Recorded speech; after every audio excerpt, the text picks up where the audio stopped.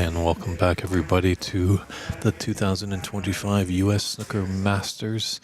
It's semi-finals. Tournament Director Andy McCloskey just making sure everyone's in tune, giving a little speech to the audience just to make still, because there's a lot of importance on this match. It's a featured one on our streaming table here. It's Renat Denkha taking on Rodney Goggins. It's David Burney in the booth, along with Christian Younger. We're happy that you're tuning in. And we've got Ernst Bezimer. Where is he? Ernst. He'll be our referee for our featured match. So sit back and enjoy this great semifinal. Be our final match of the day, and we'll be coming back tomorrow for the finals.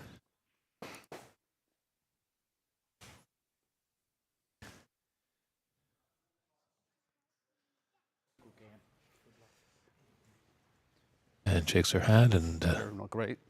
It's the reigning U.S. national champion set to break off. Renat Denkha coming from Chicago. I looked at all the ones they got.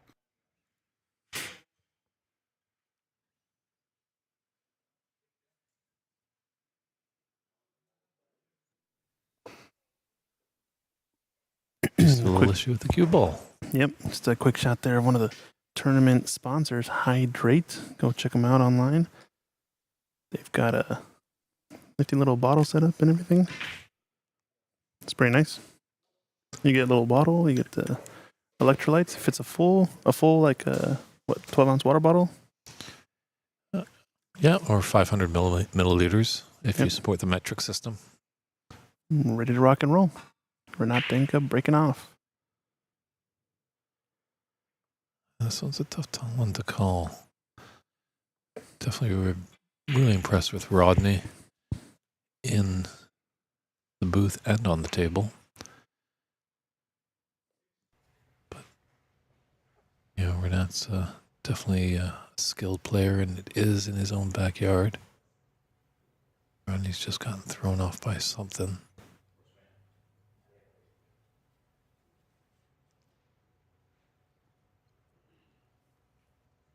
There might just be a reflection coming in the front door that's reflected off the mirrors here.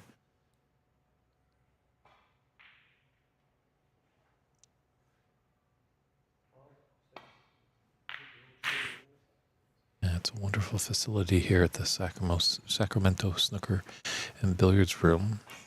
It actually used to be a gym, so they've kept the mirrors in the building intact. So sometimes when we go to certain shots, it looks like the room's a lot bigger than it actually is. But still quite a large facility, housing 12 6x12 snooker tables.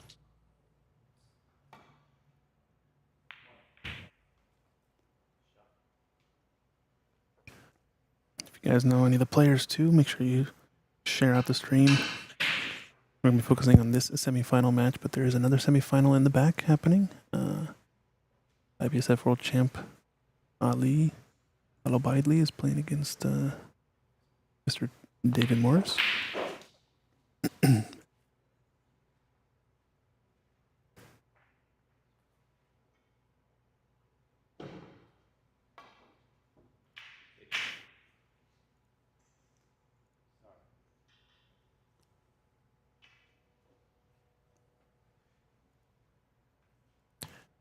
Both players have a match under their belt today.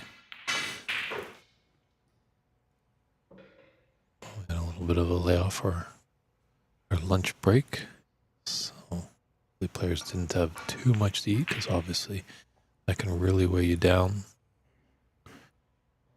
It's good to play hungry in more ways than one.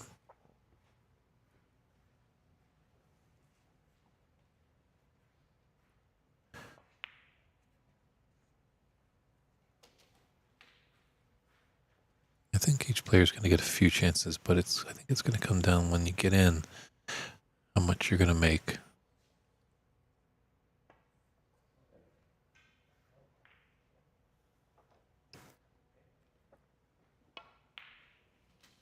It's not a bad safety. Just make sure to check none of these reds go easily into this lower right corner pocket. So a little containing shot. It does give up a little bit of advantage, maybe to Renat, but Renat still has to come up with a good shot here.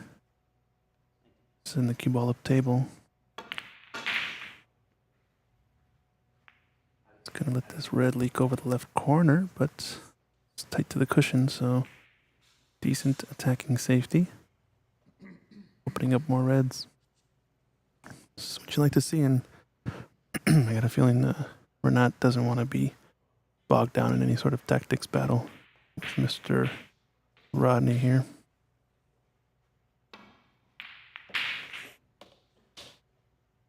Nice opening red to get things going. Yeah, good pot. Played it with an element of safety, obviously, but hitting that horn has kept it in the business end of the table. Where he was kind of forced into taking it on. It's good on him to knock it down. Yeah, his cue ball's tight to the left cushion, so can't do much with the cue ball. If he can just kind of float it through, there is an open red into the top left corner.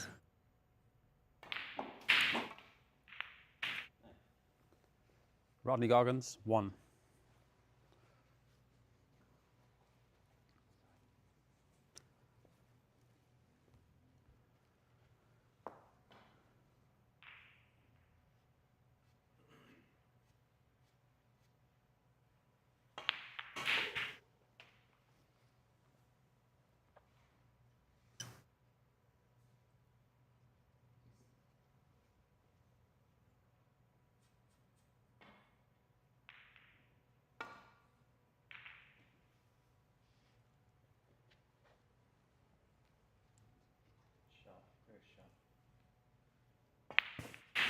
Wonderful shot there by Renat. Maybe just rolled just a little too much, wanted to pull it up.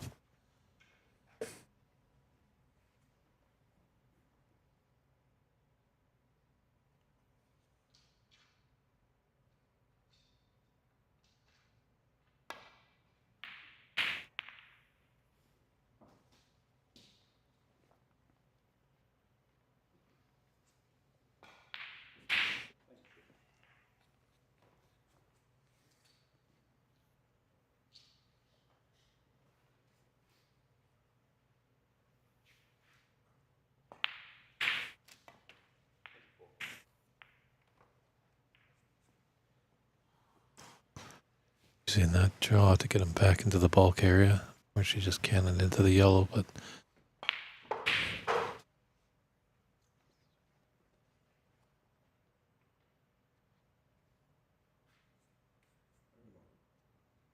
yeah, Rodney just looking for the pathway to get back into bulk.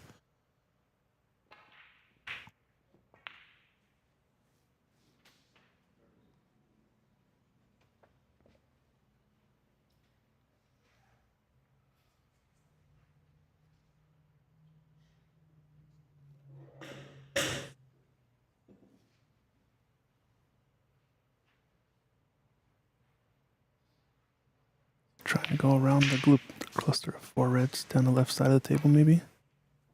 Just clip this thin. Yeah, as long as he doesn't catch a red on the way in, it'd always be a good line. Renat has something to swing at, but I think he's got a loose red out here. He can cross double and try to put Rodney in a tough spot. If he can get somewhere up behind the brown and kind of take away the right side of the table. Oh, look at this. Fantastic shot there by Renat. It's been Rodney in a little bit of trouble here. Obviously with numerous reds on the table, hitting a red shouldn't be a problem for Rodney. It's just where the cue ball and any reds end up. Judged that nicely, and no touching ball, as you can see there.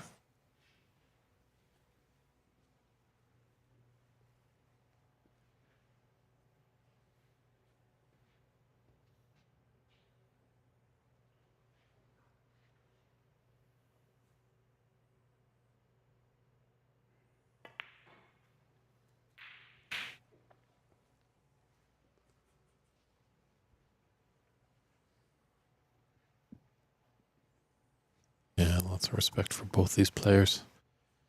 That's why it's just Pretty big safety battle just to get us going.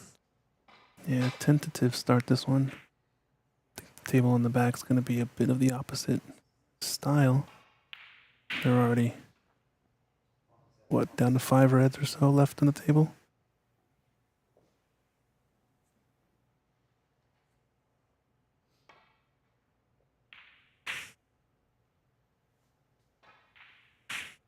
This is not bad for a dump shot. He's got him tight to that red. Has lost advantage in the safety battle, though. Having a kick into the pack, as well as dump the cue ball down the top cushion. So if Renat manages to hold and get a real tight safety to this ball cushion, he can maybe force the mistake. Once again, though, he's putting Rodney in a position where he kind of has to take a red on pretty soon. And he's going to be firing here.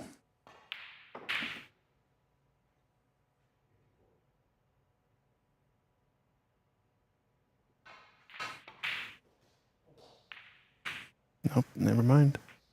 Another dump down to this red. He's got him tucked underneath it this time.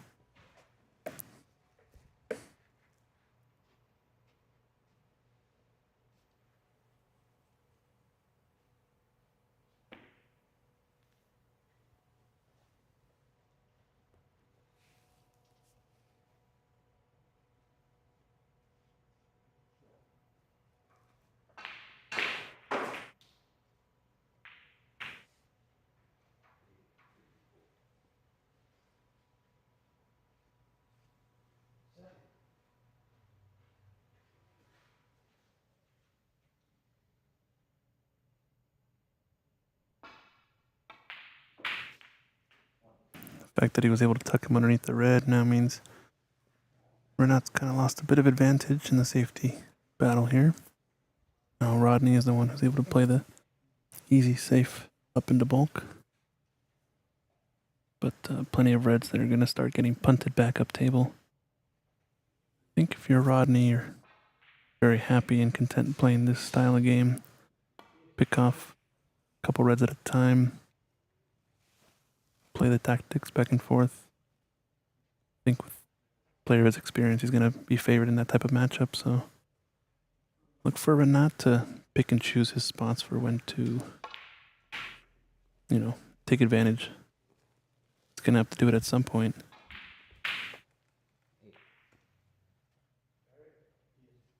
Just a little soft on that safety shot as Rodney can clip off the red on the right side. Those reds in the middle, underneath the pink. With this red gone, it's going to try to get him underneath or to the left side of the brown if you can. The left side of the table is the one cluttered, and you don't want to be trying to escape down that side, so...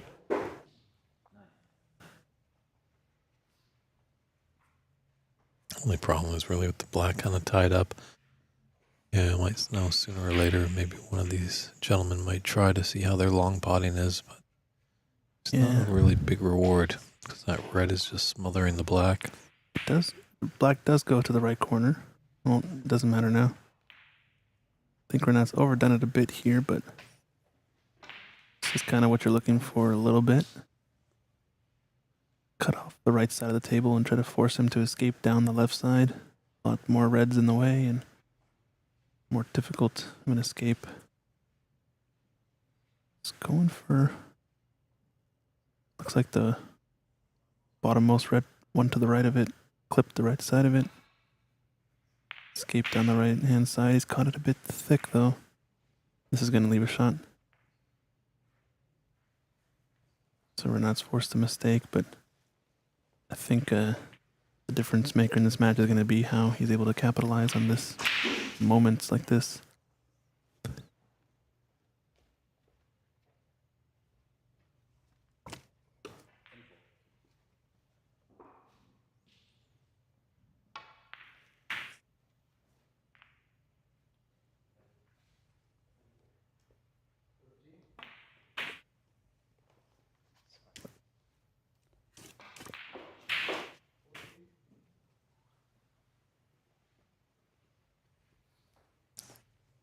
know, sometimes you gotta take a frame by the scuff of the shirt, you know. Maybe just too much waiting for that golden opportunity.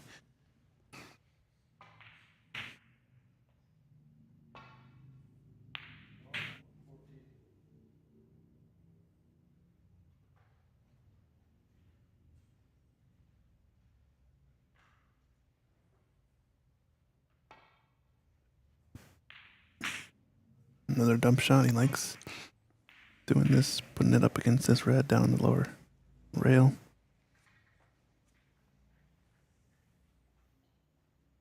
Very different vibe between these two matches. Just checking the score over on the back table. You can see Ali's queuing down on the ball, and they're at a 43-54 score, down to the last red.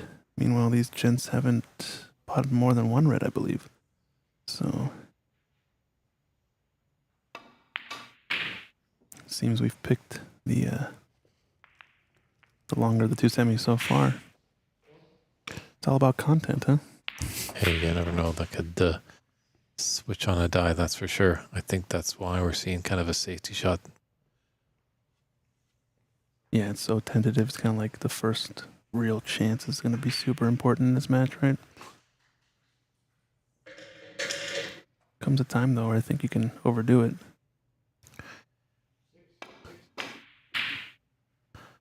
Oh, it's a decent shot there. Wants a cannon, though, with the white. He's trying to hit it with that much pace to get the stun, as well as the spin on the white. Looks like that red is open to the top right corner. Does the pink go into the top left? Really, it's tough to tell from there.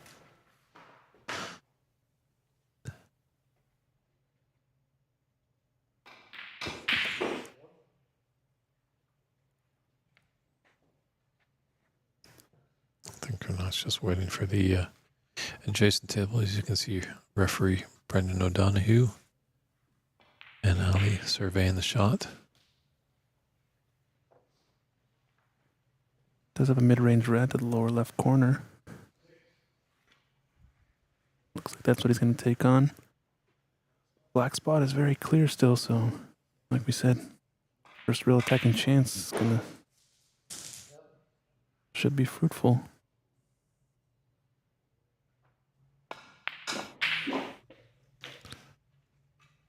Yeah, let's see what Renat can make of this. I remember doing the 2017 Richler Cup in Burlington, Ontario, Canada at Shooterville, and Renat was in the final. And in his first frame, I think his potting percentage was up at about 98%. It's just amazing stuff. Wow.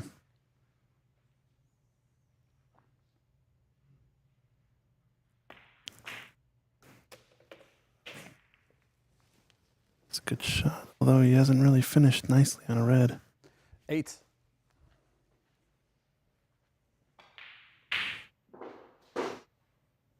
And second red has landed. Meanwhile, back table, I believe. Davey Morris has got a good chance to try to clear up here. He's on the yellow, shooting the green next. Oh, Renat Renat Denkha, took a tough one on. This is possibly a big mistake. See what Rodney can put together here offensively. I think might actually have to plant this close red onto the other. It looks or swerve.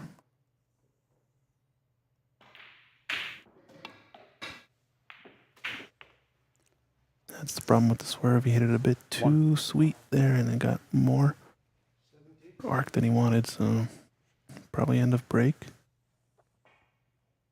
If the table's properly laid, this is a good tester for the snooker nerds out there. You can put the white in the jaws of the pocket like it is now. Pop the black into the right corner, and the white should get very Rodney close to Goggins, going 1. in off into the right middle pocket. So you can kind of use that to gauge, if a table's level or if it's a little long or short, maybe.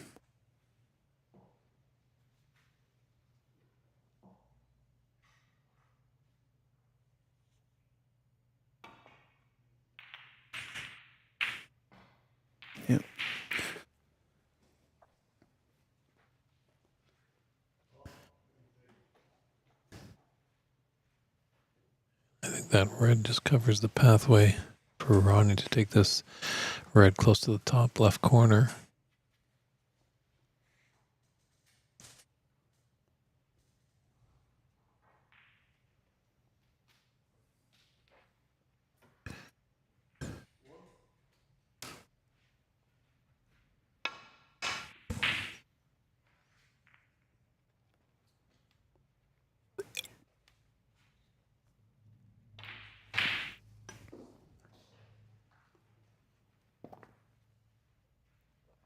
It's got to do well here not to cannon into any red.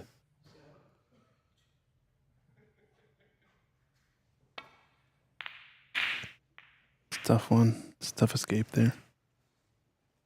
A lot of traffic. He was trying to get around that first red, and as long as he did, I think he would have missed a second, but the line wasn't quite there. Also might have lacked a bit of right-hand side. He's fortunate it's not too straight on that red that's just to the top and the left of the black.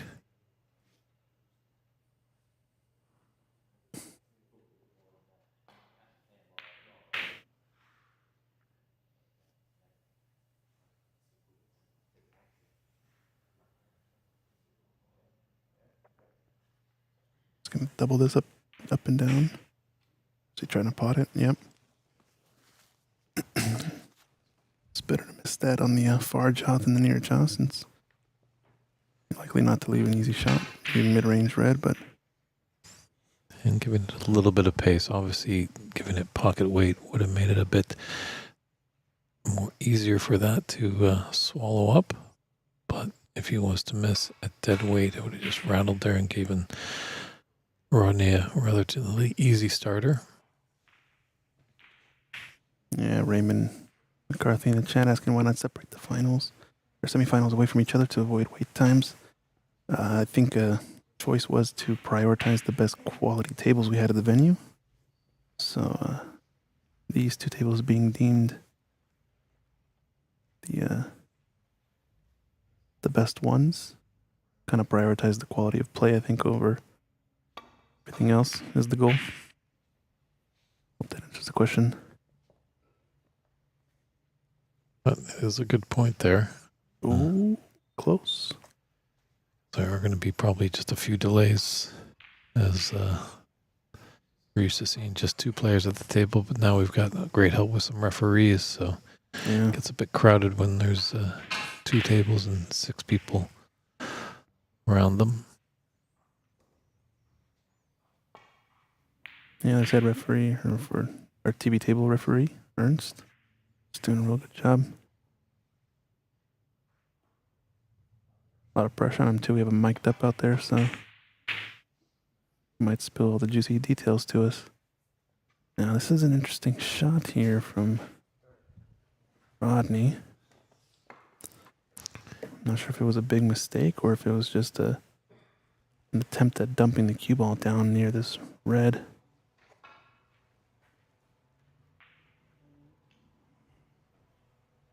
Yeah, somebody just pushed Brendan out of the way. I agree.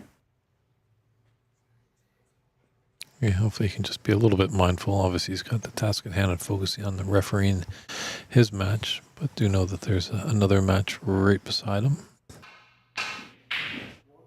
That up on that tippy toe, completely legal shot, as long as at least one part of 1 foot touches the ground. It's a legal shot.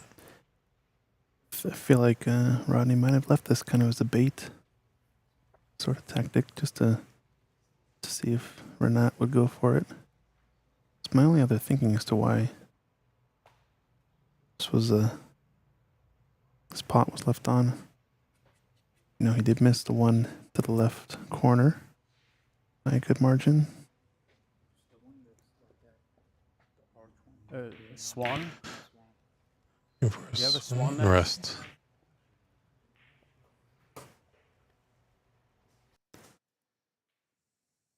Well, referee Bezimir and Renat Denkha are now putting the great staff here at the Sacramento Snooker and Billiard Room into work. They're taking a look to see if there is a swan. A piece that doesn't usually come out. It's interesting if we could get a good glimpse of this tool. Let's leave it out to the chat there. I know it's been called the swan for a while, but it kind of almost looks a little bit like a slug. Yeah, slug is good too.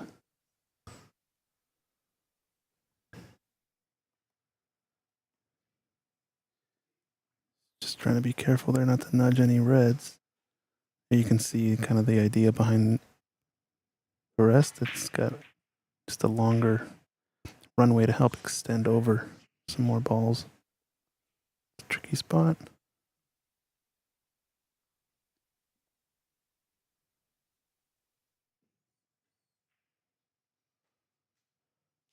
And he's potted it. No fouls. Great shot. I guess mostly with just the very elegantness of snooker, coming in and calling something a slug is not as sweet as a swan. Of course.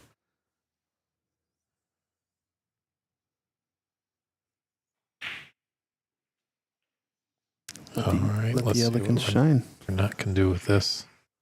Yeah, what do you got? Definitely double digits here, but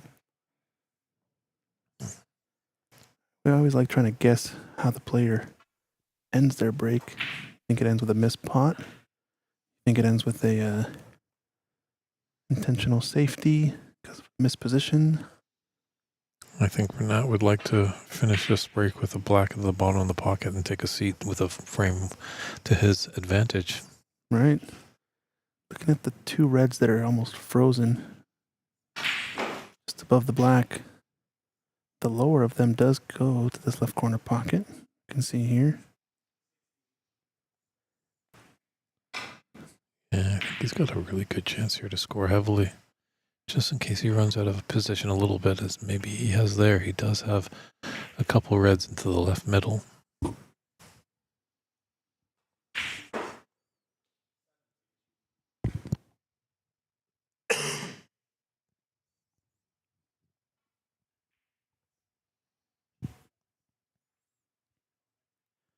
It's almost perfect on this blue. Might be a little bit off angle, the wrong direction. If he is, I don't think it's worth trying to pinch the pocket. If he's straight on, he might be able to draw back to have that red just to the left of the pink ball. He also has the pink going into the top right corner. Yeah, I think this is better. Take this pink on. Stun over for that red of the two of the bunch. The bottom one. I think he's near perfect where he can go forward on this shot. The only thing is we've seen these slow rolls getting a lot of players in trouble, so he's taking this red on so he can stun it a bit. Now he's back in line. Is he straight on that or black? Or is he a little bit low to it so he can... It looks like pretty close to straight. I think he's going to be screwing back off of one cushion, bit of left-hand side. Maybe trying to see if he can get high on the red of the two in the bunch. If he can get high on those, just stun over for the black next. He'll be back in business, but he's got a backup red.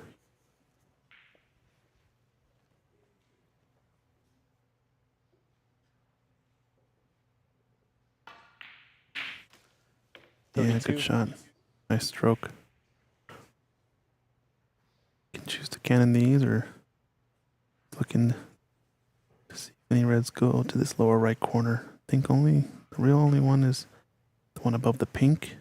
Maybe the leftmost red of the bunch, to the left of the pink.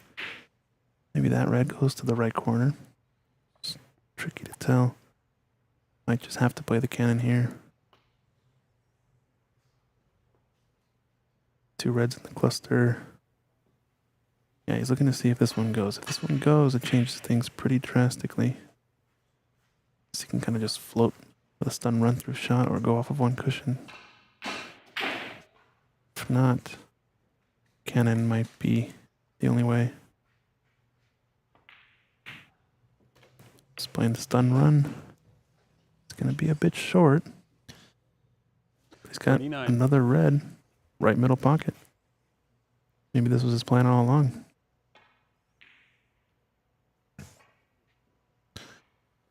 So one tough thing playing Renat, he's always got a good plan. Doesn't take any careless shots. 40. Not a 40 break, so that's what he needs to make this a one-table visit. Yeah, both players will show you what you need to do, keeping the same pre-shot routine, same amount of feathering. So pick off this last red up table. Blue to the right middle. Maybe even brown if he wants to stun it a bit more.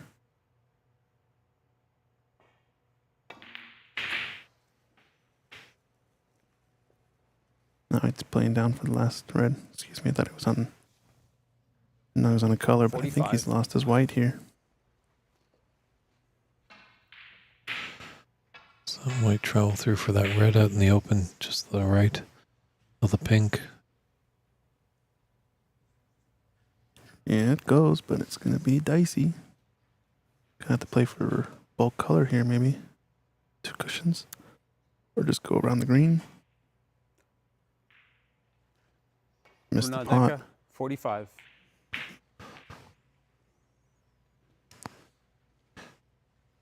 Yeah, sometimes when you just go a little out of position on one shot, the next one's even more, and it kind of is like a snowball, just gathering traction.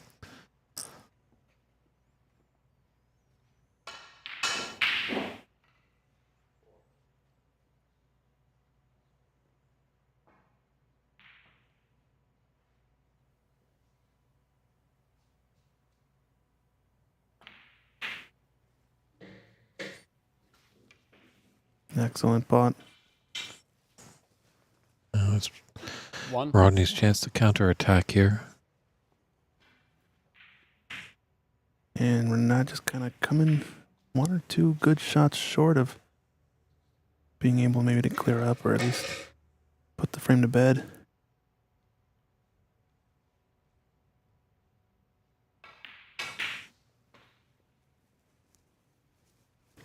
Rodney does have to solve this puzzle of the 2 reds. 4. Like I said, I think it does pass the lower one to this left corner pocket. Just about keeping your cue ball tidy, keeping it in line.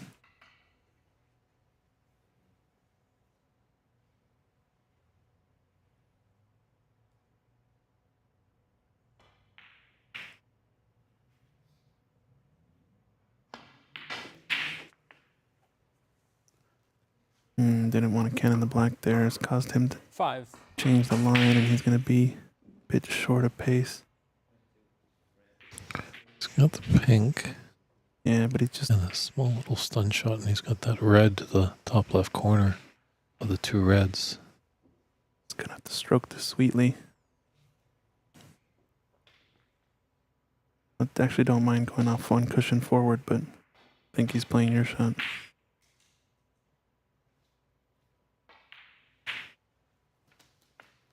Now I think he's actually perfect on the lower red of those 2 that are close to touching. 11.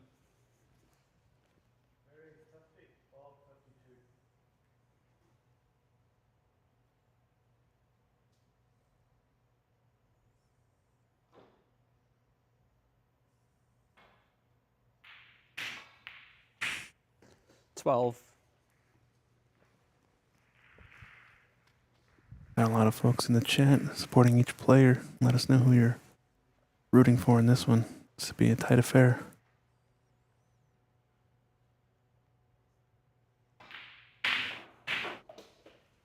Yeah, I would be amazed if one player is to whitewash the other. 19. No, I don't think we're in for that. I think, I'm very surprised. the snooker gods would be severely angry at someone if that was the case of one of these players. They're just both too strong. Right, and it would require some very unlucky rolls for one party.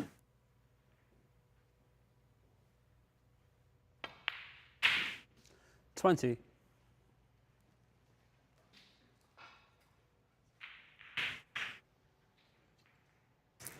All right, just pretty straight on this red. I think he has an angle to go. Just float this cue ball up the table.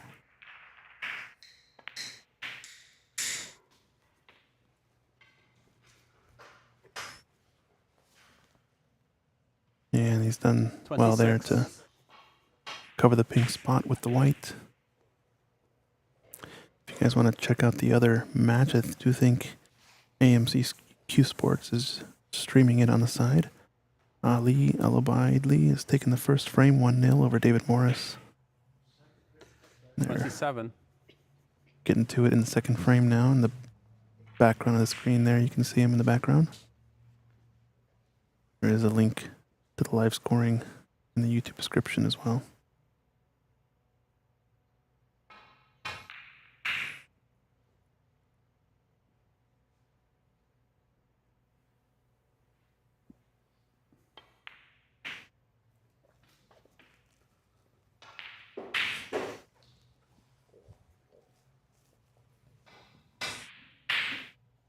$34.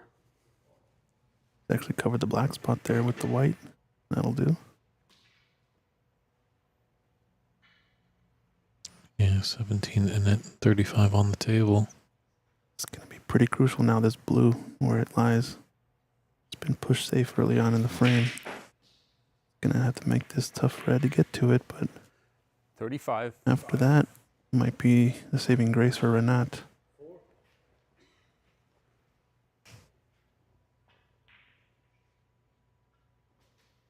Can he dislodge it here with the pink? Stun it off of 2 rails and try to hold the white there for the yellow. As long as he can cannon the blue off the cushion enough. Would be enough.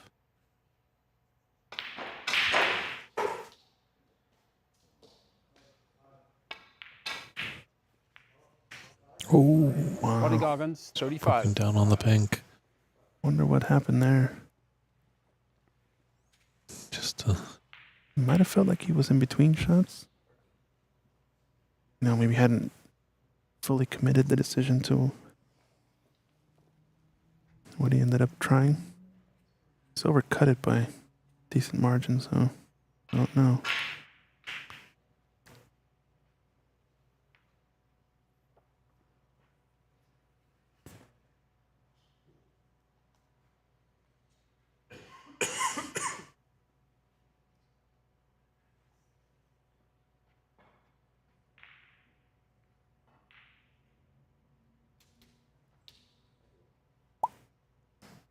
yeah, Renat just needs up to the brown. But so many times in the amateur game, numerous tournaments we've been at, a lot of frames always are coming down to the colored balls.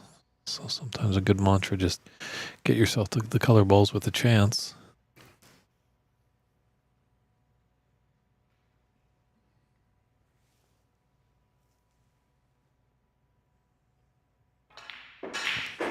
Wonder what he's thinking here. Is the pot too risky, maybe? Load up behind the green.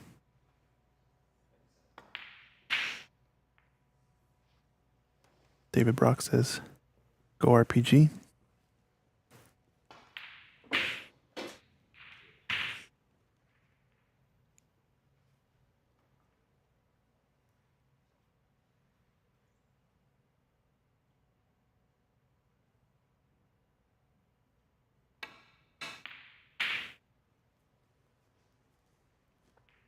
Yeah, gosh, I think we're using a simplified scoring mode where the players are marking their own points.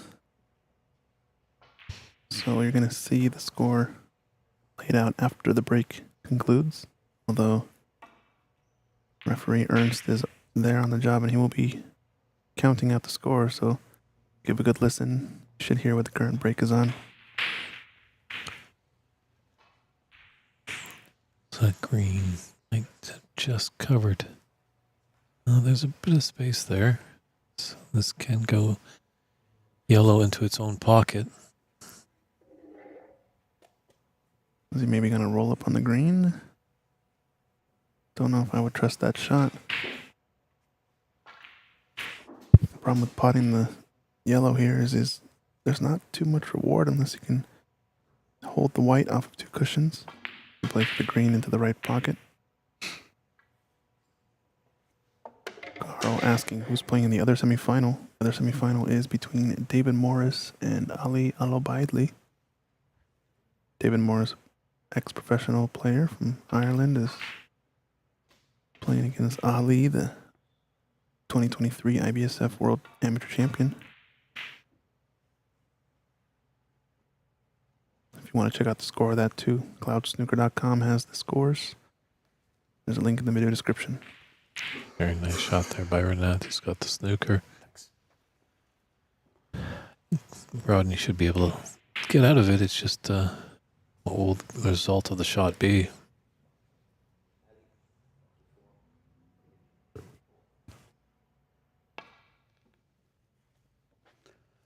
Oh, missed it there. Played it, had to play it to the right of the middle pocket. Renat Denkha, So 4. tells you the line Free ball. has the yellow pocket in, or excuse me, the middle pocket is in the way of that line with a free ball. That might be tempted.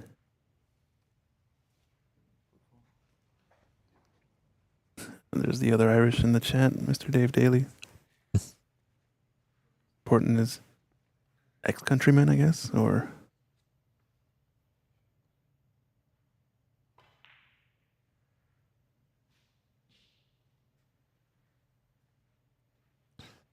And belated St. Paddy's Day as well. Well, Rodney and David definitely come directly from Ireland. Our good friend Dave Daly does live up in the Seattle area, but I'm pretty sure you'd never lose the Irish. He's American now, though, unfortunately. Or fortunately, I guess. I don't know what do you say about that, Dave. It's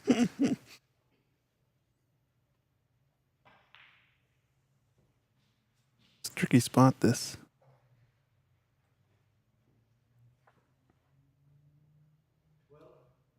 You'd imagine the kick shot is going to be... Let's put it back.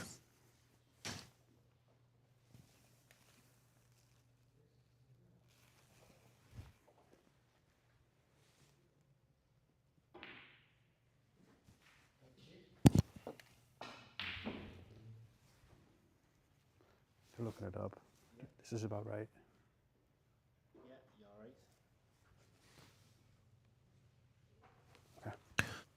Referee Bazimer just confirming with Christian as he's pulled up the replay on his tablet.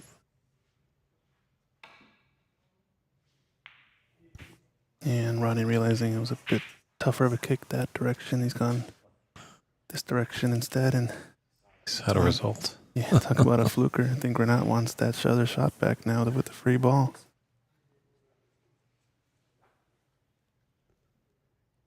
Always a tough spot with these better players. It's almost like taking the free ball is actually better. You're better off just because, you know, so good at kicking, they'll get a result like this maybe, or... Foul and a miss. Rodney Goggins, 4. Free ball. Yeah, he's looked at it as a free ball. It looks a little close from this camera angle, but they're in right behind it, so... Pink ball. Big mistake from Renat, maybe, in retrospect. He wants to be back in that other scenario, right?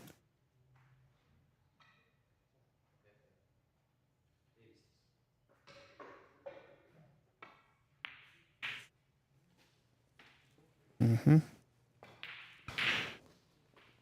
It's just tough to tell from this camera angle that yellow goes by that blue. Dave's saying he was too busy to come over here to Sacramento. Well, we miss you, Dave. It definitely looks like Rodney's taking it on full-blooded. As he should be.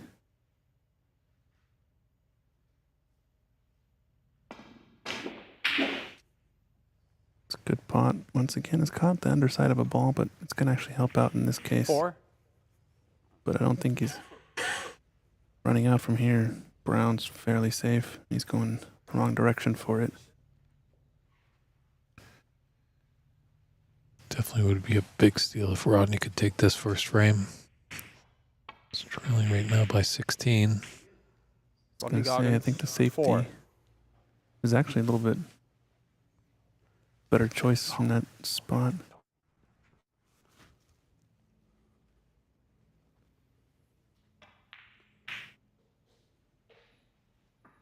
I think he I was going in behind this. Is it gonna fluke? Is it gonna fluke? Wow. 3. Wow, wow, wow. Fear the beardo. A lot of these two players, Renat, we have to ask him about the beard oil next, right? It Or can did be a you? hiccup. No, actually, Renat was our first interview of our featured section there. Fortunately, we had some technical issues. So maybe Renat can get back into the interview booth. We can talk to him about how he handles his beard. It's not super long. It's not stubble, but he does use the ash cue that sometimes can get caught on it. But definitely the clean-shaven, Hannibal Smith-looking Rodney Goggins definitely wants to be in the interview room, as that's a sign of a match victory.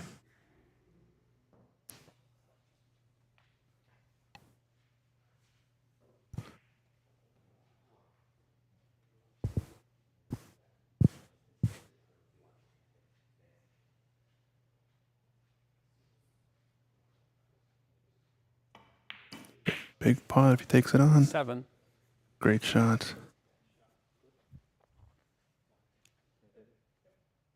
Yeah, that was his frame ball. 19-point difference, right?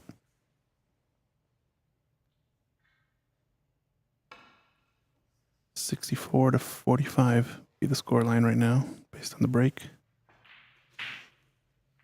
So really wants to knock this in so he avoids having to let Rodney back to the table. I think Rodney will be playing on here, 7. especially if he has an easy look. Well, definitely only just needing the one snooker, but as far as we're not jacked up so much on it, maybe he was very straight. See, David Brock now settled the score as well. Only stubble gets caught. Proper manly beards, he says, are non-painful.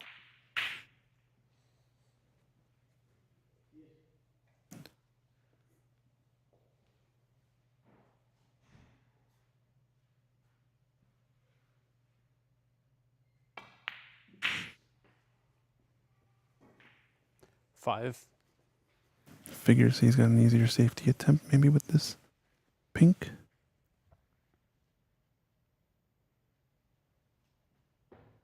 Does lay nice for a bit of a stun draw shot. It's a little tricky though. It's got kind of a medium distance to travel with the white, so it's gonna be tough. I also don't mind just separation shot, playing the white off of one cushion and trying to lay it on the top cushion tight. That's what he's choosing. This way as well, he's played the Rodney Goggins, pink 5. off of two cushions. Just a little too much base. It's poked out that PABSA could just maybe thinly slice this into the green pocket. Oh, it's close. It's close. He is the one that's playing with house money with a 14-point advantage and 13 on the table. Just rolls that pink into the jaws of a pocket. It makes it difficult for Rodney to lay a snooker because his most concern will be getting the pink ball out of the jaws of a potential pocket where you can put the pink. Yeah, just don't make a silly mistake. That's all you gotta avoid. Somebody in the chat asking, is there a shot timer? Nope, we do not have a shot timer on this tournament. Don't think it's necessary at this point. I don't think any players are slow playing. I think it's just a very tense tactical battle since, like we said, they each respect each other's game and know Little mistakes could cost them the match. Yeah, I don't think these players have ever played each other, and the information that they have about each other might be a bit foreign as well. Yeah. But when you're tying up the vest, in a semi-final, the opponent didn't get there by accident. So with that miss on the pink, Rodney Goggins concedes the first frame. So Renat Denkha takes a scoreline of 69-50. And we'll be right back with frame 2 right after this.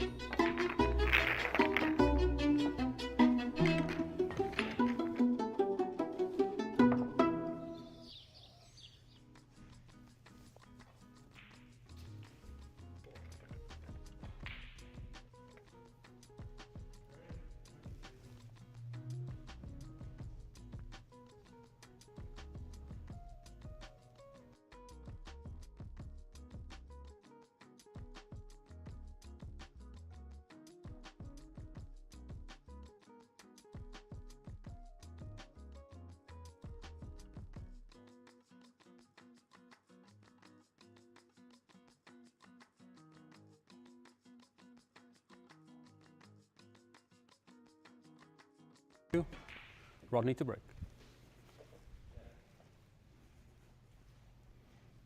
All right, we're back to it here. Frame 2 action.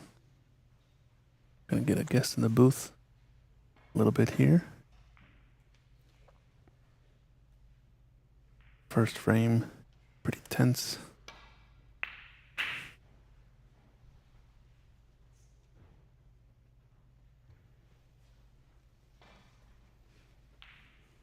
It's got a red leading up table on this break off, so bit of a mistake.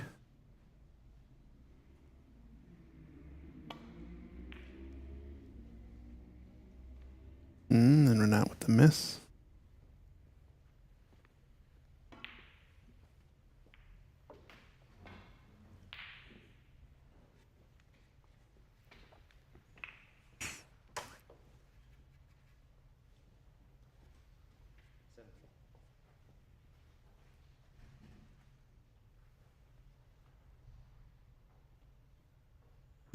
Just left a long red on for Rodney. And right now I have the distinct pleasure to welcome into the booth the man behind it all. Here he is, Andy McCloskey. How you doing, Andy? Hello, David. How are you doing? I'm doing all right. How you feeling with the tournament so far? Yeah, really happy how it's going. I think there's been high quality snooker throughout, but definitely the thoroughbreds are on show now at the minute, which is great. It really has a good atmosphere in the room as well, so it's looking good right now. No, definitely good on you. You grabbed the reins. This is the first time you've been behind the scenes, not on the table? Or have you run tournaments before? No, this is my first one. It's kind of like a go big or go home sort of scenario right now, but no, I think everyone is happy how it's going and how it's went.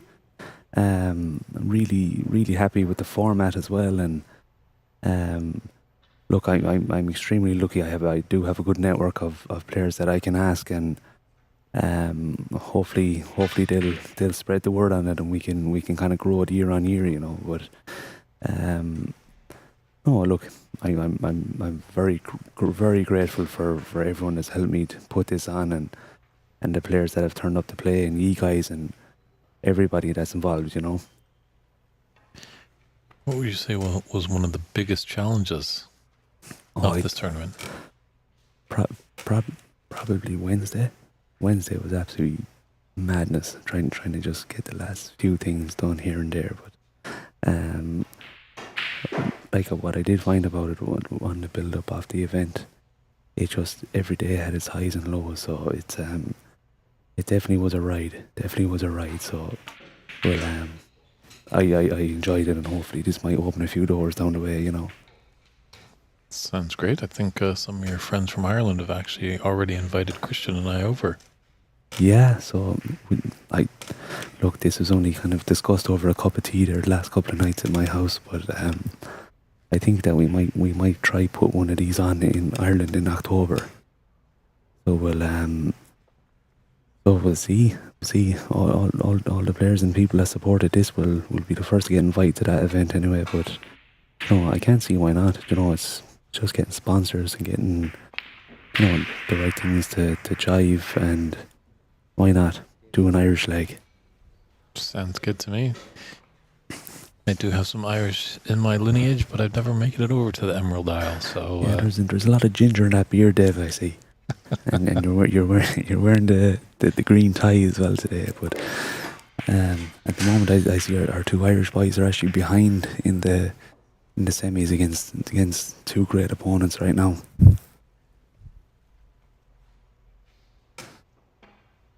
I guess on the other side, what has been the most rewarding from this whole process of putting this tournament together?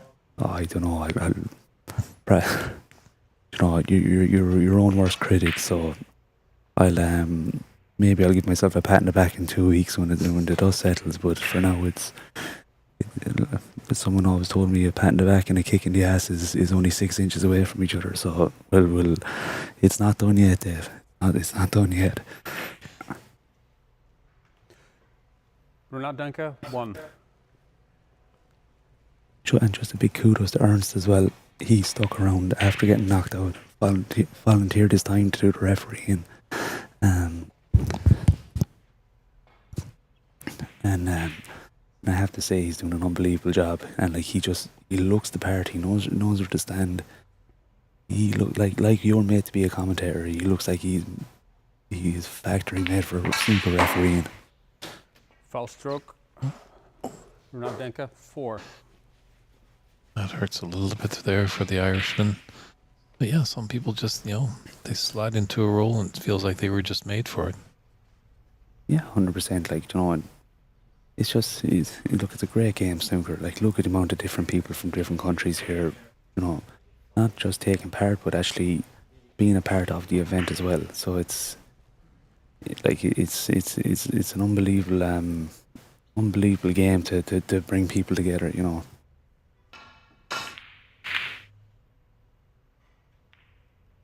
Maybe one more question on tournament directing, if we have any fans that are chimed in, if they have got a question. But my last one is, any advice that you found to anyone that wants to pull up the socks, maybe put the cue aside and put on a great tournament? Yeah, I played the tournament as well, and that was all the way along. I told myself I wouldn't do it, but we kind of got caught at an odd number that I decided I would play it. So if I was to do it again, I wouldn't play it. Now, saying that's very easy to say, but I guarantee you next year I'll probably be in it again. But I suppose just a big thing is just understanding that people can't make it. Things are going on. It's not personal. And just roll with it. It's going to happen.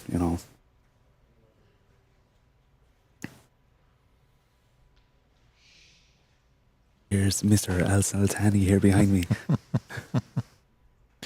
Yeah, definitely a strong snooker scene here in Sacramento.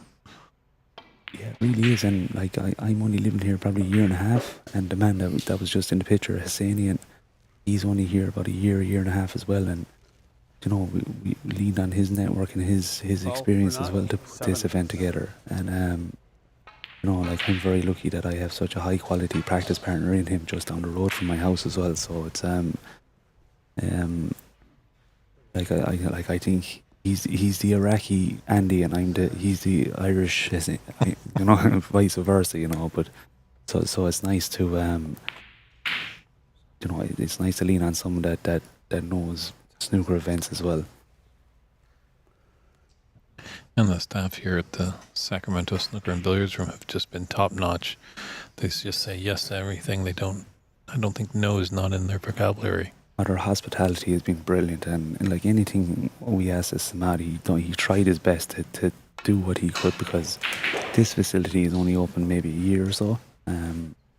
you know, it's obviously they haven't hosted a big snooker event like this, or they wouldn't have had the experience. So they did give me full reins to run it how I wanted and what the schedule was going to look like and so on and so forth, you know.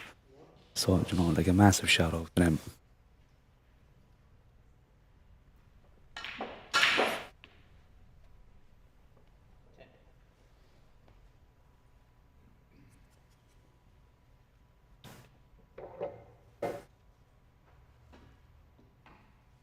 So this is the second time the two guys have played in this streaming table, right? Correct. You know, so Yeah. Renat was obviously our first streamed match of the tournament as the reigning U.S. national champion. You gave him that distinct honor of opening up the tournament on the stream. Yeah, 100%. I think we need, like, this is the US Snooker Masters. We need to honor our US guys. We had good US guys in the last 16. I'm a US guy. Tom Lamore was there. Sargon Isaac got to the quarter final, and now Renat is flying the flag for us in the semis. So, you know, like we definitely are starting to show us strength and depth over here. You know, Darren Taylor had Ali Bailey 3-0 down. Like Ali had to come back and beat him 4-3, and now Ali is we're going to go 2-0 up in the semi final. So, you know, it just goes to show you like what we have over here and our potential to go abroad and do well in tournaments too. Yeah, a few of us were chatting last night after the days was done, and the I think that was a bit of a miscue or something. 2022 PABSA Open champion Amat Ali from here in the USSA. He's been over on the Pro Tour battling it out, trying to do his best. But I think he might be in store for a shock when he comes back to America to see the caliber has risen quite a lot. Yeah, there definitely is. You know, you have to play some unbelievable. Like I've played in 2 national championships. I've just gotten to a quarter final. You have to play good snooker to get there. It's as simple as. Yeah, so like, look, it'd be great to have another top dog coming back to us too. You know, that goes without saying.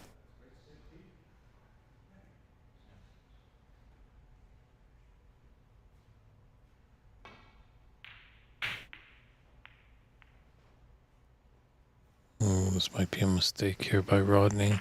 He's after leaving him on. Is the black spot free if he can get back up here for the black and around the blue area? But I think we spoke in that interview yesterday, like these tables are tough. They're like if you see the break board and the caliber of players here, there hasn't been a century break. And normally these guys would be hammering tons in relatively regular sized pockets, but there's goalkeepers in them. I'm nearly sure there is. Green ball.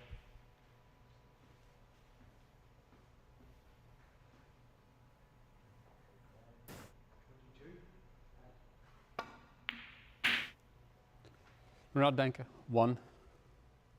I feel like Renat is getting stronger as the tournament goes on too. Like I don't know how much he's actually practicing at the minute. Like he's no, I was talking to him a little bit earlier on. He's very busy. He has his own business. He has a young family, and like he just seems to be getting stronger and stronger as the event goes on. So like I definitely wouldn't write him off in any shape or form to actually win the championship. You know.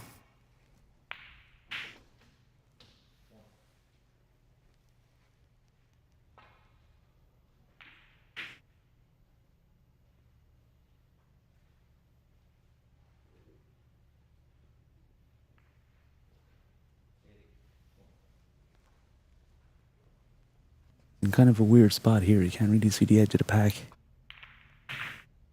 Is he going to go after one? The dumb shot. That was the only kind of real safety he had there. No, like it's at the stage of the tournament where playing ridiculous pots or anything like that, you're just going to get absolutely punished. You know, 30, 40, 50 if you're going to take on anything mad, you know.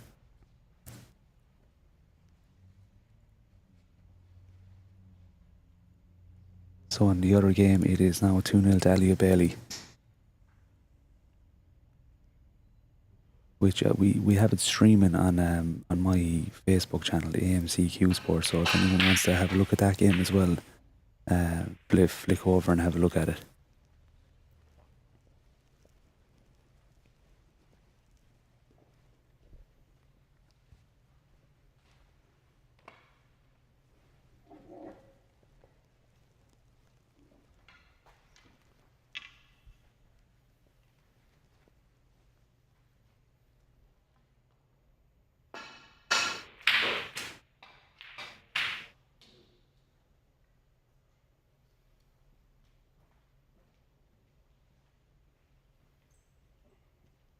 Tough shot here with the rest. I find these are very easy to cut across them. Again, I can't stress enough. Like he actually turned that down. That's how tough the pockets are playing. I swear to God, they're like, even shots that I found straight blues into the middle.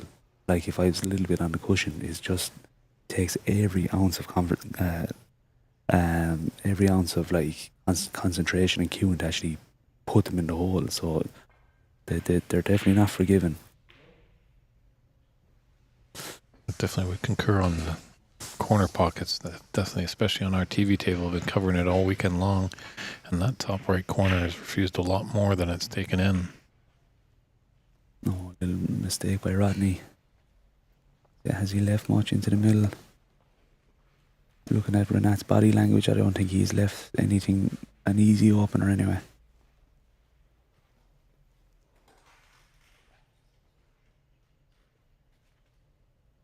Anything he has to the right hand side is actually he's bridging, and that's an absolute four out of 10 for good lads, you know.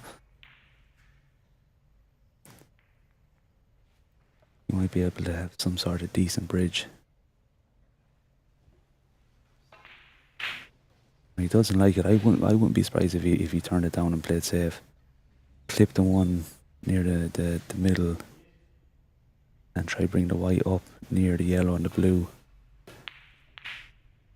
You know, because as I said, like, is there value in going for anything crazy against the likes of Rodney Goggins, because you're just going to get punished?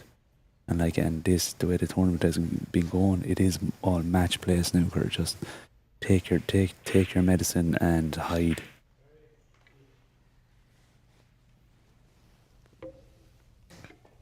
So Rodney let off a little bit. That mistake on his previous shot didn't really allow Renat to get in.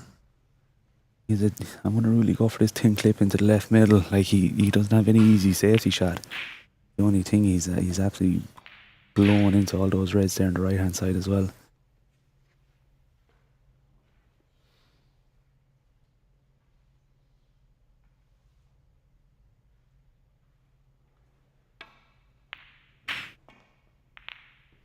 Oh, that was an interesting shot there. I wonder if he actually tried to play off the knuckle to come back. Like, I have to say, Rodney, I know him for years, and he's actually a very good billiards player as well. Some of the shots that, you know, some people would just know from snooker, he brings a lot of education of different types of shots as well, because of his billiards background as well, you know. Yeah, that might be the one advantage that the overseas players do have, because there is a lot more billiards being played, where a lot of people in North America, when you mention billiards, just think the whole encompass of pool and snooker and all that stuff. But there's an actual game called billiards. Yeah, there's not a lot of people playing it in Ireland. Like, there is a community of players and good players at that, but I think Rodney's only kind of the main player that crosses over and plays the billiards and plays snooker at the highest level in Ireland and Europe. Well, in Europe, there's I can't speak for Europe. I just know of the billiards players in Ireland. Now, he got really unlucky. Look at that! Like, he's in no man's land there.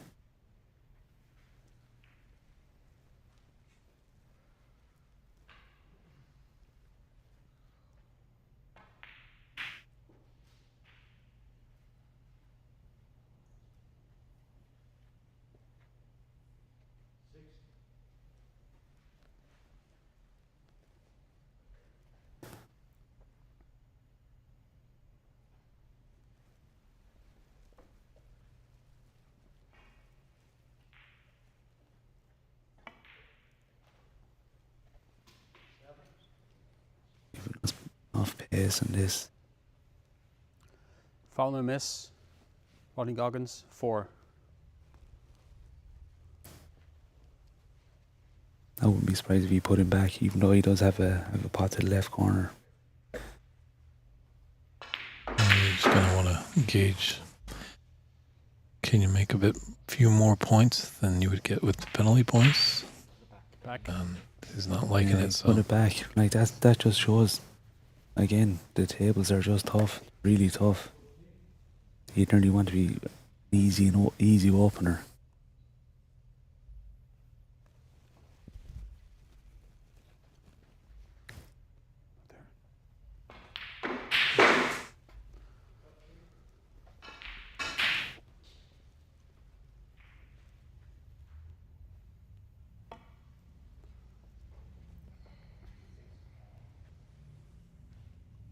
It's a better attempt here.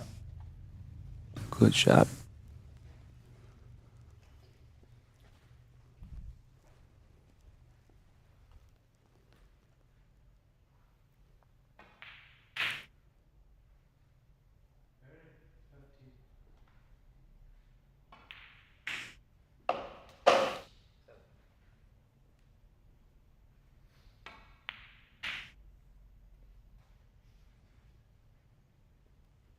He's fortunate enough to cannon into that black.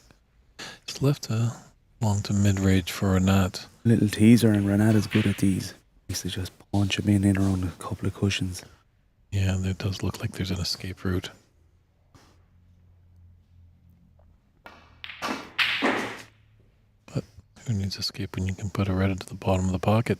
He said took a bit of a square bounce off the cushion, but it's after working out perfect for him.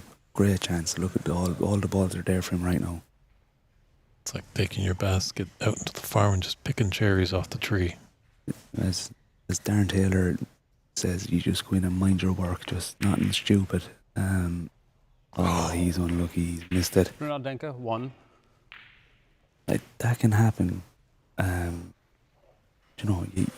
Sometimes all the balls are all over the place like that, and you actually get too excited. You're like, this is too good to be true, and you take your eye off an easy one. But at least I do, I suppose.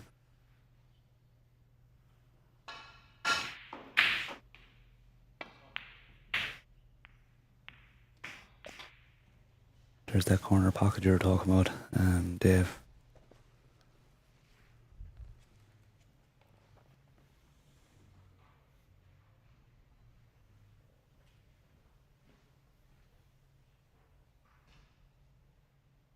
Good shot at Rodney there, showing his excellent temperament. Nothing seems to phase him. Nothing seems to phase Renat. He's unbelievable. Like, and that's the difference in those top players. Like, they don't show a whole pile of emotion because you don't really want to give anything away to your opponent. Like, another player that was here that Renat bet in the quarters, Brendan Donoghue, he is a poker face in it. You know, I played. He's one of my best friends, and I played him last night, and I was trying to, get a couple of smiles out of him, have a bit of fun. But they'd be good poker players anyway.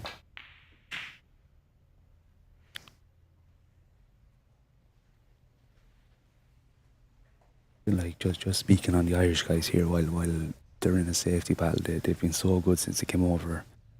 Rodney, Brendan, Davey, like anything I asked, and I didn't even have to ask. They were brushing tables, they were cleaning balls, they were helping getting tables set up and organised, and they've been fantastic. Like, and it's been incredible to have them over.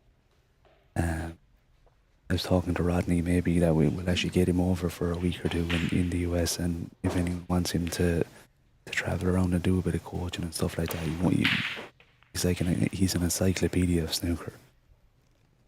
And a pretty good sandwich builder too. Yeah, that's the Irish style. So Rodney made the streamers a few sandwiches yesterday, so the guys are doing everything at the minute. Well, no, if I had my druthers, where's a good old-fashioned meat pie? If you come I'll have over, to save that for Ireland. you get well looked after and well fed now if you come over. So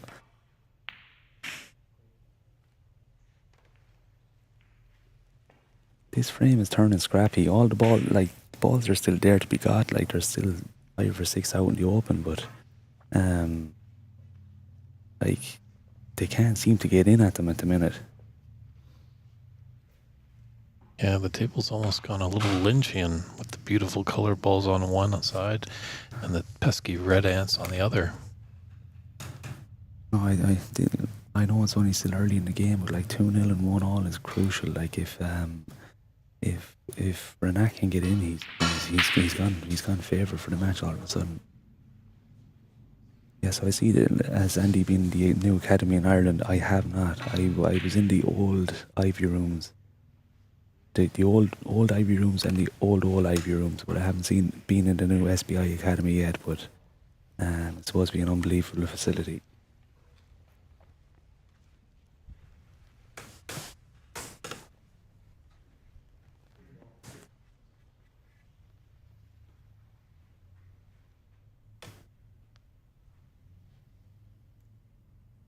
You having a pop at this?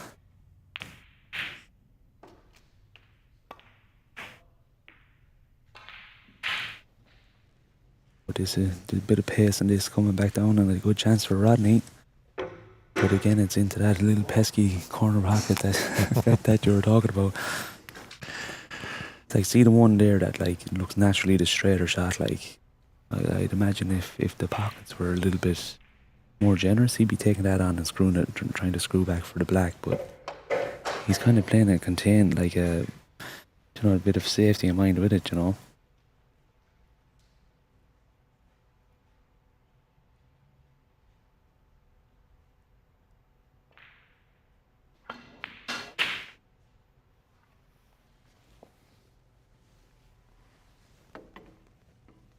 Yeah, interesting shot choice. I agree with you, Andy. That one kind of more out in the open, more of a straighter shot.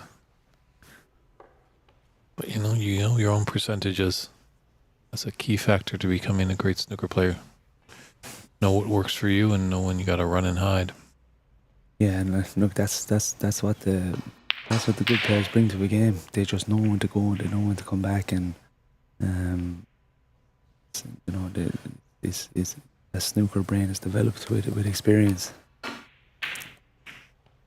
It's almost like sounding like the Kenny Rogers song. You know when to hold them, know when to fold them. Yeah. We still haven't all walked away either, you know. I don't think we ever will.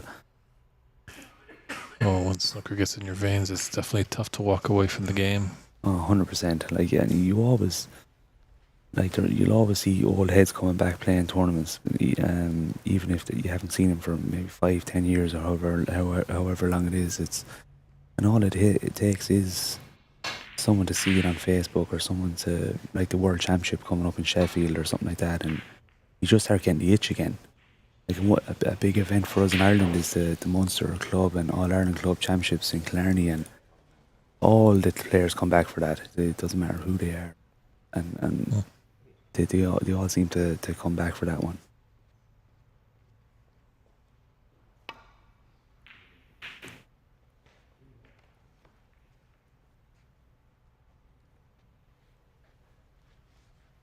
The balls are starting to bundle up there big time, aren't they? True, it's getting a little of a messy frame here. You know, we should be calling a re-racking out here any moment. I was actually playing Brendan O'Donoghue yesterday, and I actually asked him, did he want a re-rack, and there was only 5 reds left. They were gone so bad.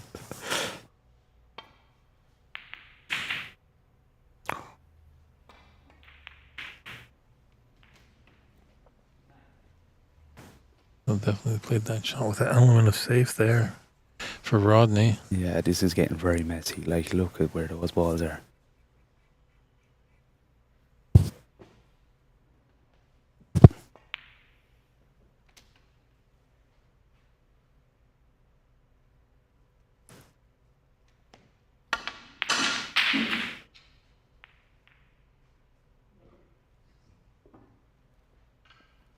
Oh, good chance for Rodney. Is there? That one into the middle. He might have just been a little bit of impatience by Renat, to be honest. Like, he just went and had a pop at one. Yeah, kind of slashed at that one a little bit, Yeah. really got into it. like he's a naturally aggressive player anyway. Though that's the thing. But you know, like Rodney's definitely a little bit more methodical kind of sort of a player. Like, no, he can obviously score really heavy as well, but he seems to keep his patience all throughout.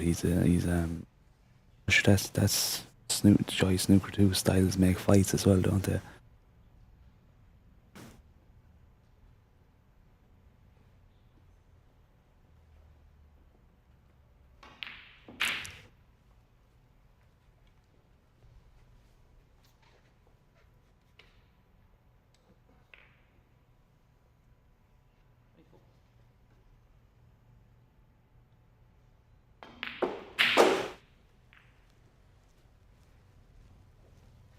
Chance just to put a few points on the board anyway. Like even if it's only like 14 or 15, you're just like the way those reds are. Like eventually the reds will open up, but like you don't want to be going in trying to open up those reds and you're 30 points down.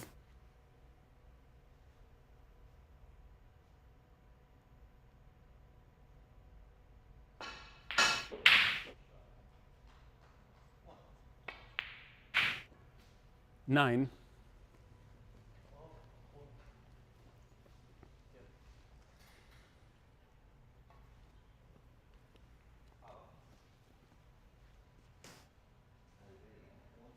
There's a good battle going on there in the other table as well at the second chance tournament. They're in their final now, so it's Barry from the Netherlands and Bob and Nanny from New Jersey. Like two very good players, so that should be a good game over there as well. 11.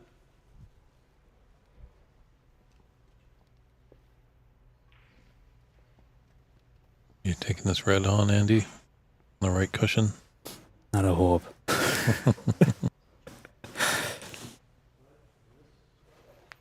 Eat and run. Get your 14 and get out of there.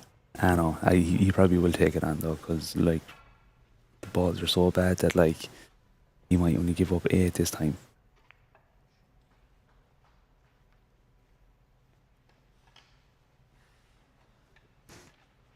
Some beautiful shot there of the facilities here at the Sacramento Snooker and Billiards Room in Sacramento, California. It's the 2025 inaugural U.S. Snooker Masters. It's David Burney in the booth, joined alongside tournament director and player sometimes, Andy McCloskey. Yeah, sometimes, very sometimes, but I know I'm trying to get better at snooker again all of a sudden after all these years off. So, it was nice just to try and run a tournament from scratch and see how I get on. You know, just try to use my sports management background and see if I could, like, it's very easy to go to a tournament and criticize everything. Let's go and run one and see how you get on. You know what I mean? So it's Can you repeat that? So, like I'm just saying, like, you know, it's very easy to turn up to a tournament and criticize. Oh, the tournament is like this and this is like that. But like, I just wanted to set a challenge and see, like, can I actually run a tournament? Is it easy? Is it hard or whatever it is? But it is very difficult. Like, I have to say, the likes of Stephen Wong down in Embassy and, you know, Ramel and the guys up in Seattle, Mike and Christian, it's like, hats off. It's not easy, and of course you have your BC Open next week as well, so it's you have your own challenges coming up. So, but yeah, I loved it. I really did love it, and you know, it's a great facility. You know, it being the US Snooker Masters, I'm really hoping that I maybe take it, I don't know, to a different state or to the East Coast or to the middle of the country. To try actually kind of shop it around and promote snooker around the US as well. So, like, who knows? I'm definitely not going to think about it for about 3 weeks after this anyway. Fantastic, yeah. Pink ball. A lot of us don't do things because they're easy. The late great, as we're in the U.S., the United States President John F. Kennedy once said, "We choose to go to the moon, not because it's easy, but because it is hard." Yeah, that's for sure. He's from Ireland, isn't he? John F. Kennedy? I think Kennedy does have some Irish lineage, yeah?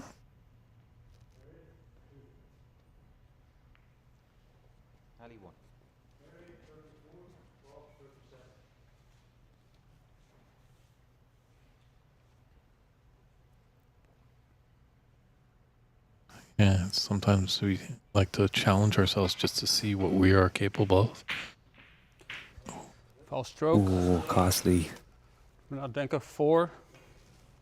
The red isn't in a popular position, really, I don't think. Oh, no, it is.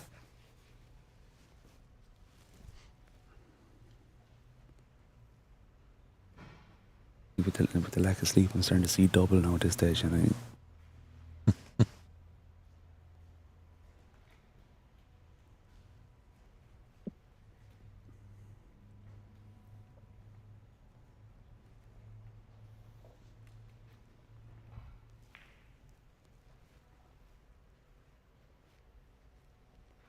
nice little chance to pick up a few points because there's actually 2 reds down around the black that he can get onto, and if he does get in around the black, he can stun into those 3 other reds as well. So look, not to get too far ahead of myself, but like there is opportunity for whoever gets this red.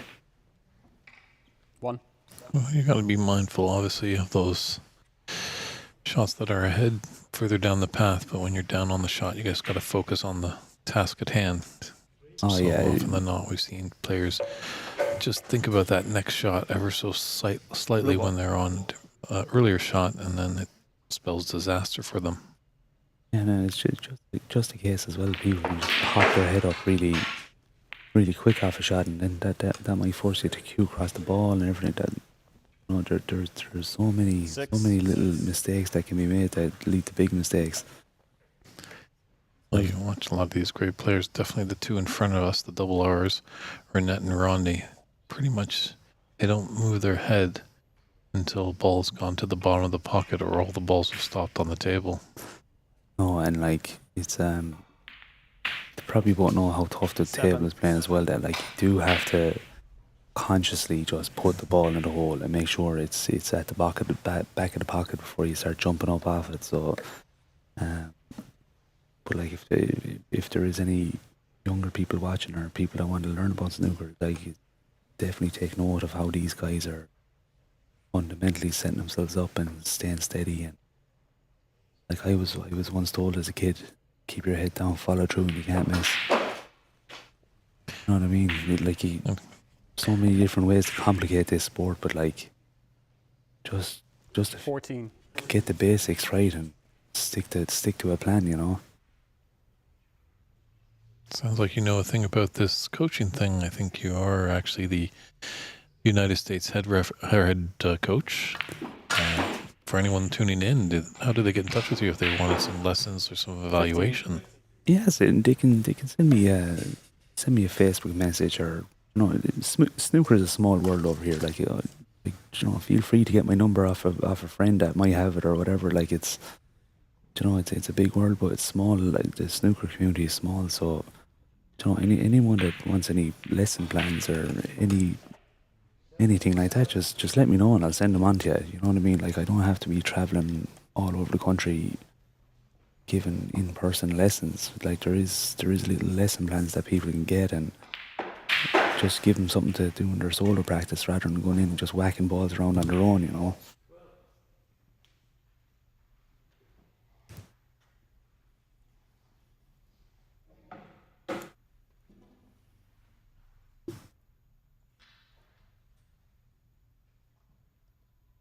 I think Davy Morris is ahead in that frame and the other one. Not sure on the yellow. 15. 14. 15. It's 1-5. lowly roll it, gave it the pocket every chance to swallow it up. Is the black over the middle? I can't really see it. Is it in a potable position? Well, looks like you remembered your glasses today, so... I know. I don't think you'll ever let me forget that one anyway. Oh, I think we can have a good chuckle of it now. Obviously, in the moment, terror was in your mind, God. but... 1. So if anyone that didn't know, I went to the Pan Americans in Montreal from California, which is about a 5-hour flight, and just as the plane was taking off, I was doing the checklist in my head, and I realised I forgot my snooker glasses, but like luckily my wife shipped them over, or done an overnight FedEx for about $300 to get them to me. But I would have had to pull out the tournament. I couldn't see a ball. I had to play one match without the glasses, and I was absolutely I've seen 4 balls.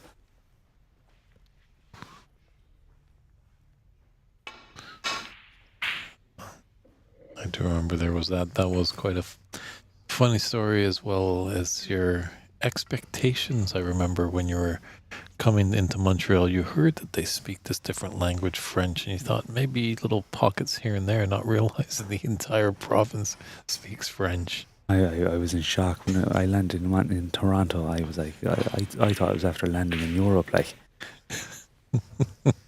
a great place though. That Montreal, the food was unbelievable. Like the city was gorgeous. Like I definitely love to go back. And I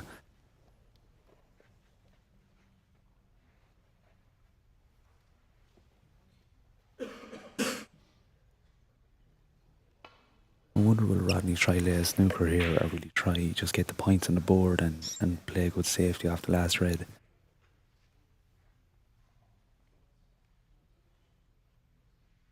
I think is he going to pot the yellow?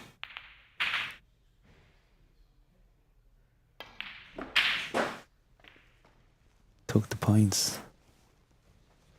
This is not an easy safety, like, because the red is so close to the top cush.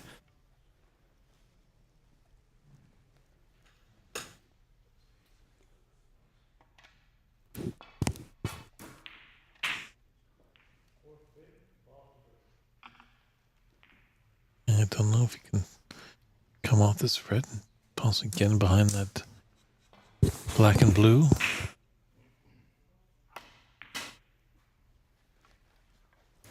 Red. Ah, good shot. In behind the pink. No. So scrolling back a little bit into this second frame. Looks like Davy Morris is potting a few there to go 2-1.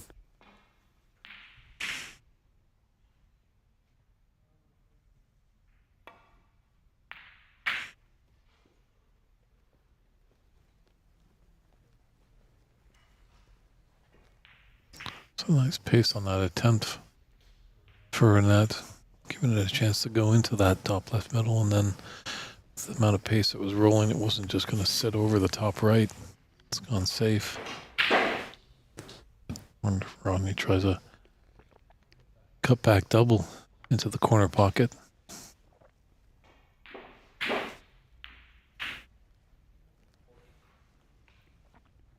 He needs a bit of cover here, I think. I don't think he got it. Wonder how aggressive Renat will be at this now. So it's gone 2-1 in the other match to Ali Bailey is 2-1 up on David Morris.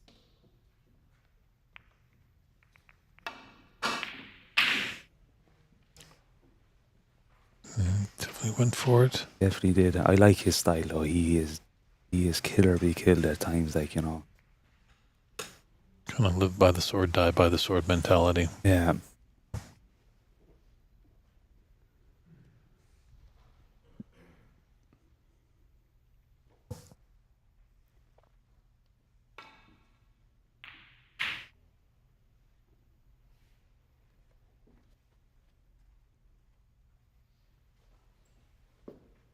He's left a little tin clip here as well that he can get the white up as well.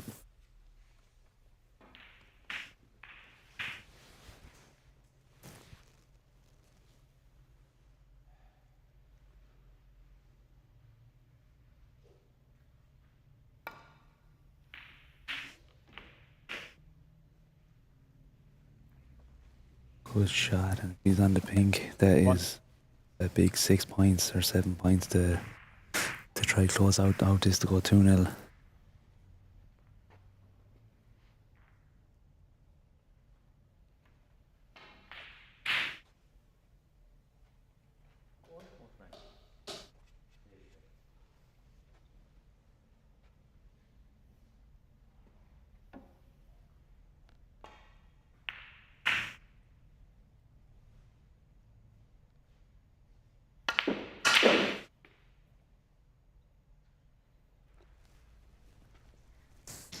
Dangerous shot with all that Q power, but Yeah, big risk, big reward. He seemed like he just didn't play it with a little bit of a little bit of spin to bring it out, but he got a lot of screw into it. Renat Denkha, 7. A shot like that is very important. That like if he left that yellow closer to the cushion, it's way easier to get out of the snooker. Rodney can obviously swerve it, but just to the point that like it's always nice to try leave a back door that like give more of a chance to miss, you know.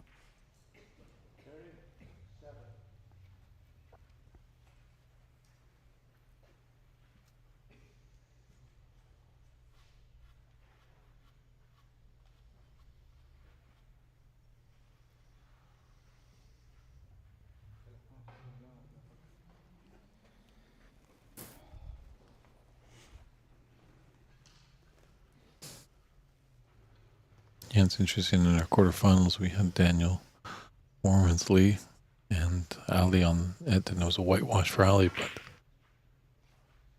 we wouldn't have predicted that, and they were pretty close frames. Oh yeah, I didn't get to see any frames were close.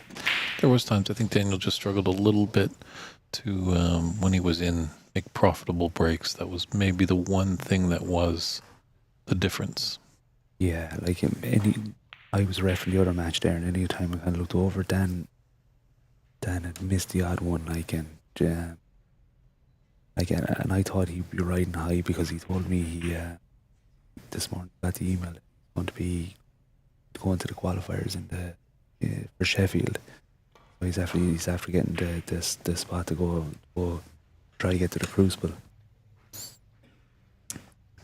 Well, I'll be over there, so I told him you have to, get through the qualifiers, and you got to win the first round because I'll be making it over for when the second round goes until the final. Ah, very good, very good.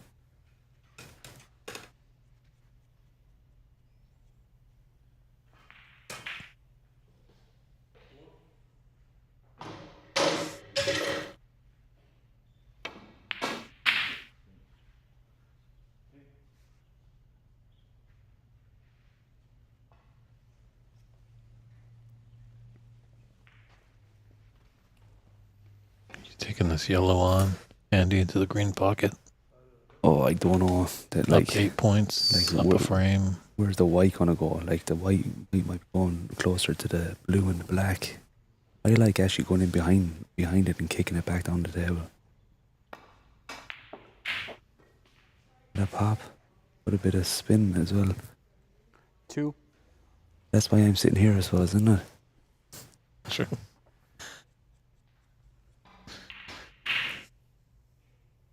Do like to make us out to be fools in the commentary booth from time to time, these players.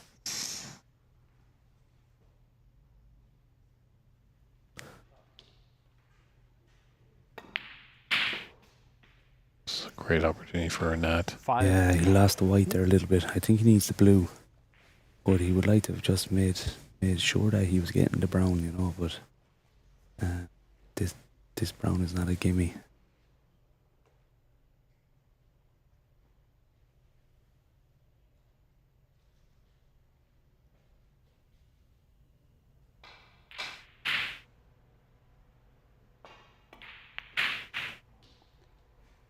Renat Denkha, 5. Oh, what's the white gonna do? Oh, It's gonna really annoy Rodney. That's what it's gonna do. he's stuck as well. Oh my god.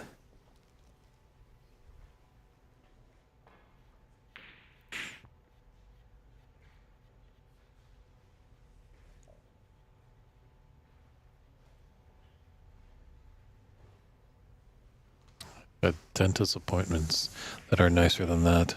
That is for sure. So he realistically has 2 goals at this. He has to get it before he be Oh, you leaving didn't him with ride him. snookers.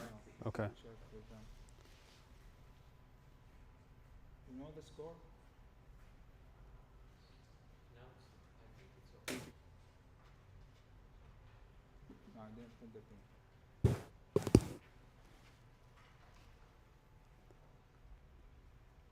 Oh, it's 33-25 on the board there.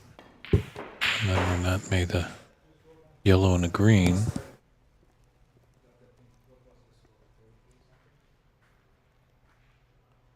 Yeah, I don't think there's an issue with the scores. I do. I don't think so either. Those crafty snooker players are always trying to get an advantage here or there. No, I'm sure that's not the case, but no, like sometimes it just happens. You know what I mean? That then, like, but a point or two either way is going to be massive. So it's still 5, but the question was if we counted the pink and the red. No, before, well, there was the last red and the pink.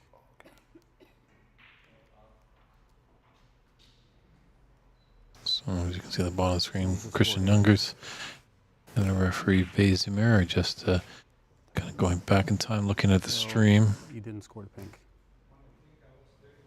Yeah. It's giving Rodney a little more time to relax his nerve. Think about it. So I guess a pink and black, or a pink and red was not marked.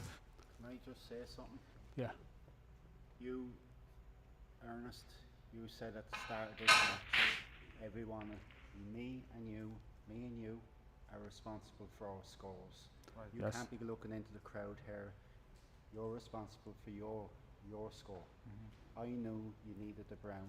You shouldn't have to be looking for the crowd to help you. You're responsible for your score. I'm responsible for your score. That man there in his denim jacket.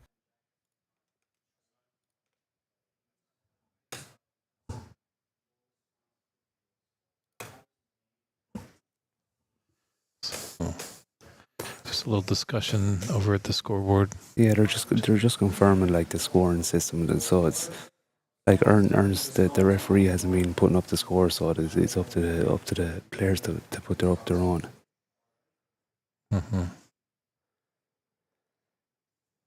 No, it's all squared away anyway. They're good to go. That's the tough part. Obviously, you got to feel for a player sometimes. Obviously, Rodney is, quote unquote, a team sport game. He is the away team right here. Renat might be having a little home field advantage. Just goes back to what I like to preach. Sometimes we need lots of people behind the scenes to help out. And being scorekeeping is the best seat in the house. What a hit by Rodney, and he's kept it safe as well.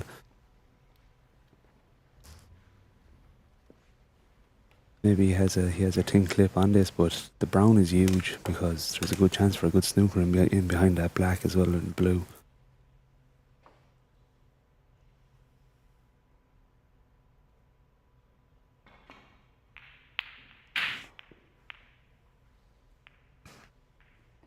Yeah, I've only got to know Rodney this trip, but he's been around the game for so long and just values fair play, which is the utmost importance.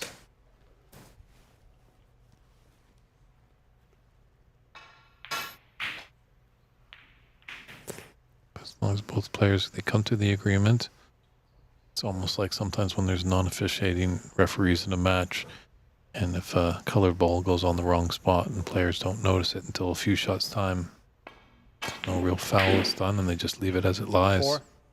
Good shot by Rodney. Now this is a shot that he could put Renat in trouble. Yeah, I think the issue was that Renat he forgot to put up a red and the pink at the last red, and then Correct. it might have been someone in the crowd that told him to put it up, but Or he was, I think Renat was just a bit concerned, so he reached out to the crowd to ask if that was the possibility, and Rodney was arguing that at the beginning of the match 9. they made a arrangement that each player keeps their own score, and that's what they have to stay true to. yeah. So Rodney's after fluking the blue, but he's left with a tricky pink here. See how tight he would have been behind the black. Like maybe he would actually prefer to keep the blue up.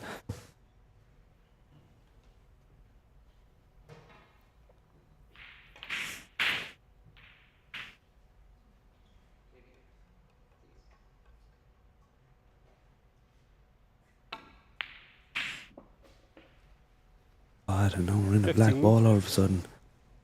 And it's a little... And I don't think that goes into the corner. It's thinner than a Finnish pancake. It is off the cushion a little. Let's take a little look at our vantage point on the live table. Oh, it's tough. No, that does not go. Like, I think he'd be trying to put his back up on the top cushion.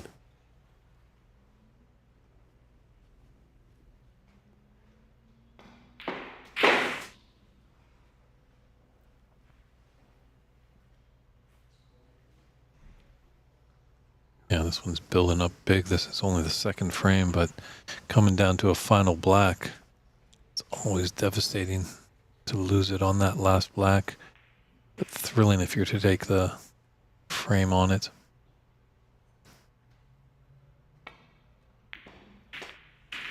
Went for the double. Oh, Oh, has he gone in off? He has gone in off. That's 2-0. False did stroke. not see how that way was going to finish Yeah, there. the frame. So, on an in and off from Rodney on the final black, Renat Denkha takes a 2-0 lead in this best of 7 semi-final match. And McCloskey and David Burney in the booth. We're going to step aside for a quick commercial break and be back with a very exciting and important frame 3. Thank you. Thank you very much.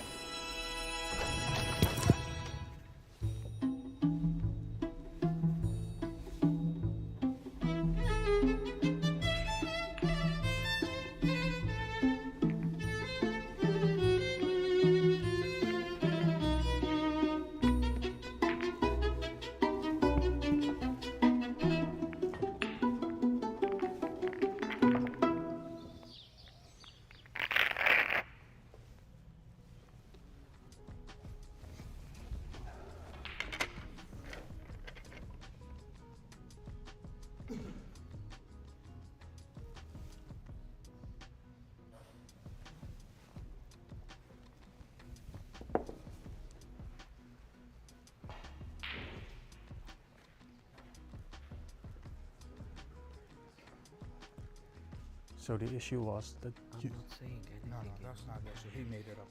okay. I already know that I need the brown, right? I played the brown. I missed it, right? I went put 5, which is yellow and green. I put 5, and I see, even if I make the brown, Get back in your chair. Either go to the bathroom or sit in your chair. There's no talking, no coaching. No, Go- no, go- no, no, it's not cool.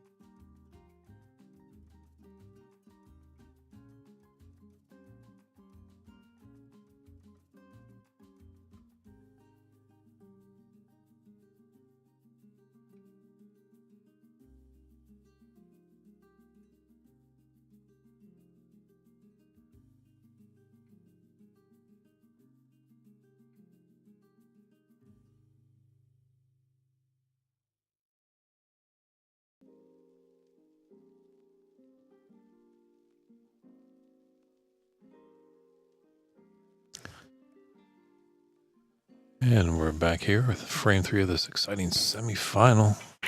Lots of drama going on here. Renat Denkha with a 2-0 advantage. Big frame here for the Irishman.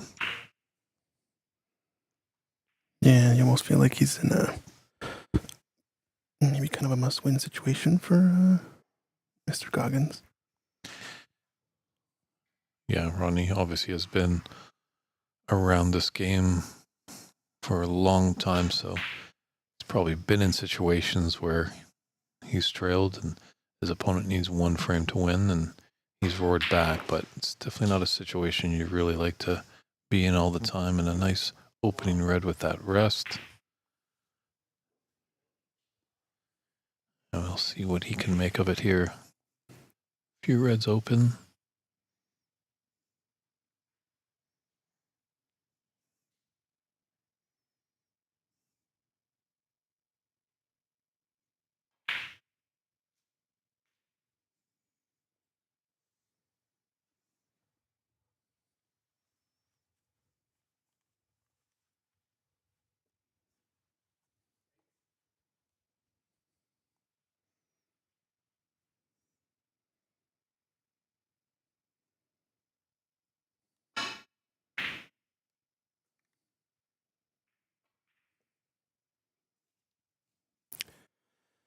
Nice to have Andy in the booth. Get to talk about all the stuff that goes on behind the scenes. He's done awesome effort. Once again, kudos to Andy for everything he's doing here in this tournament. Definitely, it's a big undertaking, put tournaments together. A lot of spinning wheels, that's for sure. Don't we know it? It's one thing. He's got 35 players to deal with, but obviously not an owner of this room, so he has to deal with the stipulations that the room puts on. And then sometimes some people are traveling from afar, so you have to act as travel agent.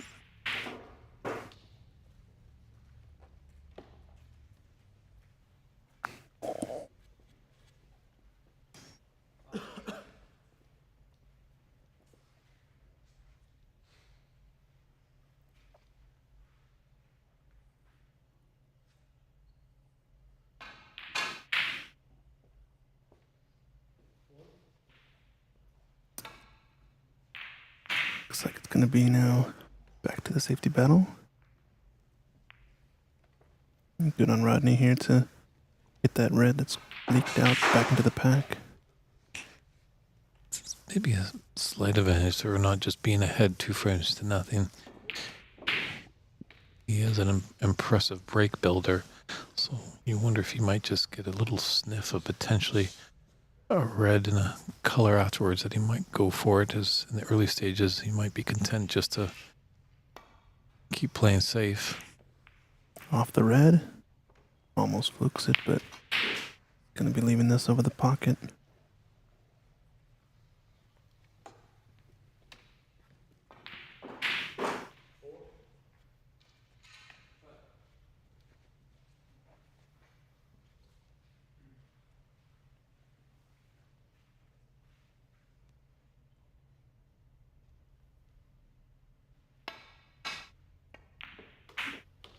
No, it's played it One.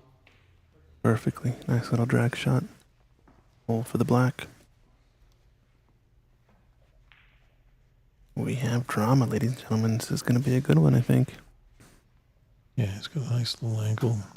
Also, you maybe can just cannon into that open red on the right to hold for that red that's closest to the top left corner.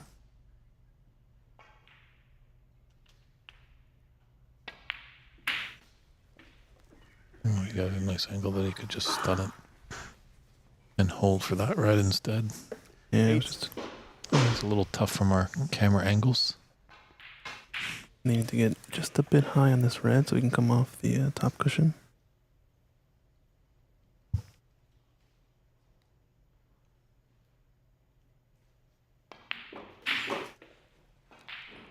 Nine.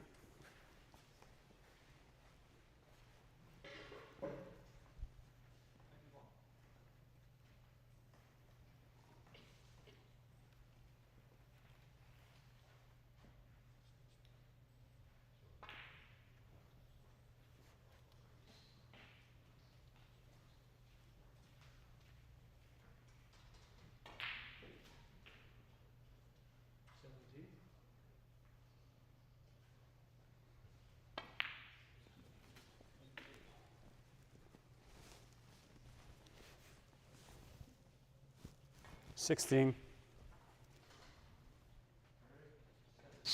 That black passes that red. The one that he's on goes in, but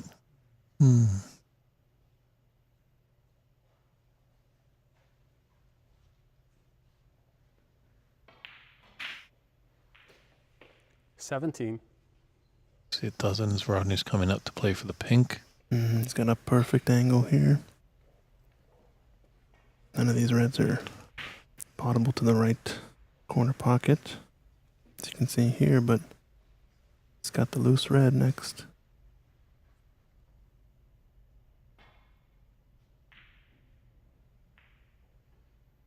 Oh, I kind of missed that a bit. Saw there he potted it into the thicker part of the pocket. 23. If you wanted to get straighter on this red. Still with his cue ball covering that pink spot. Pink goes the highest point value available. In this case, it's the blue. So coming off this red, it's not a problem. Pink right in the middle of the table. 24. Oh, he's got a nice angle to really smash open these reds. Hoping for a bit of luck when he goes into the bunch.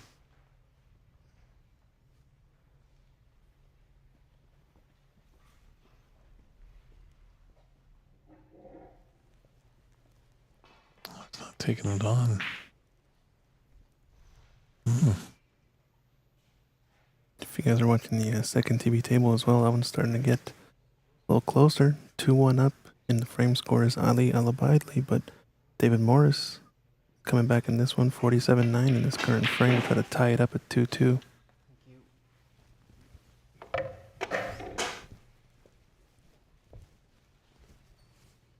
26. Oh, he's got down for a red, but boy, is this difficult.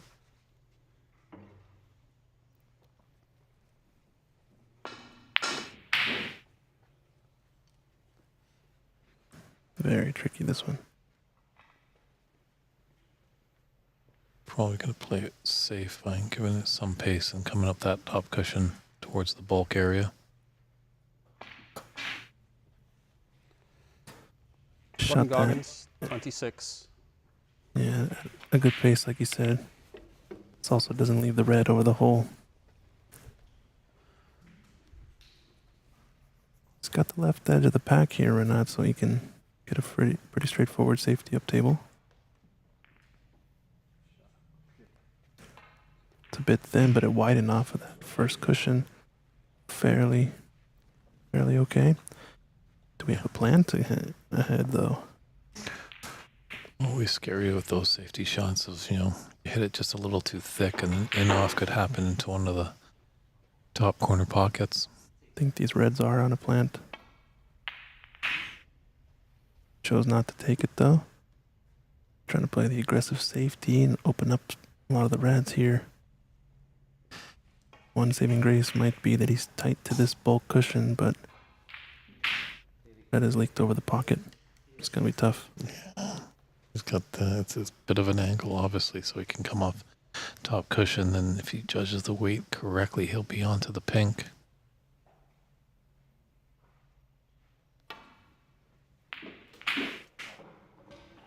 One. A little bit short. It's kind of a weird shot, that one. You almost want to hit it less pace to get to bounce better off of that cushion since you're putting so much topspin. Topspin ends up kind of killing the pace off of the ball after it immediately hits the top cushion. With brown not being on its spot, he does have a bigger area to go in and out of bulk with this pink. True. Pink spot is blocked, so it will be respotting on the black. Renat Too Denkha, thick into the 1. pocket. All match long, he's had pretty consistent pre-shot routine, but I think he might have rushed that one a bit.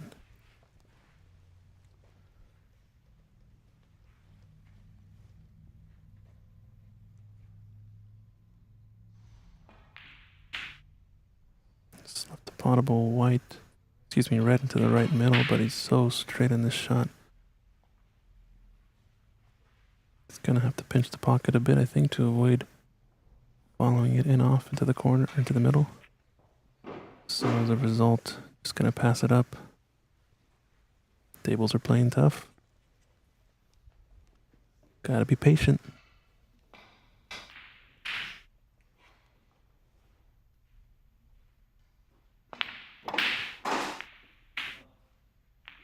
Overcut that. Kinda twisted his arm into it as well. Saw his tip follow through. Awful lot to the right. Fortunate for him, he was definitely able to find the path and then just get a nice kiss off the pink to put his cue ball into bulk. So maybe just a calculated miss there by Renat.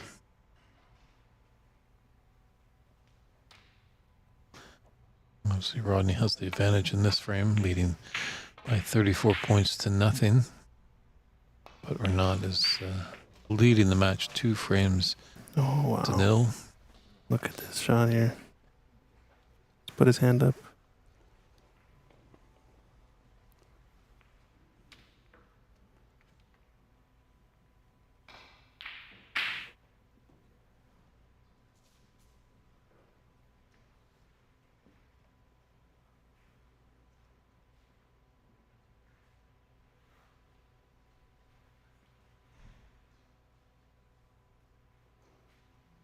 Yeah, this is a big escape here.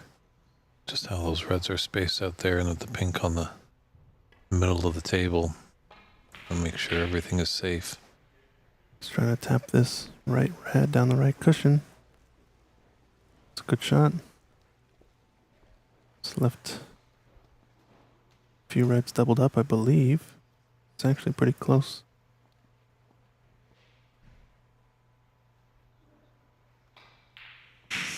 And just an update from our other semifinal match. They're knotted at 2 apiece. So that best of 7 is now turned into a best of 3.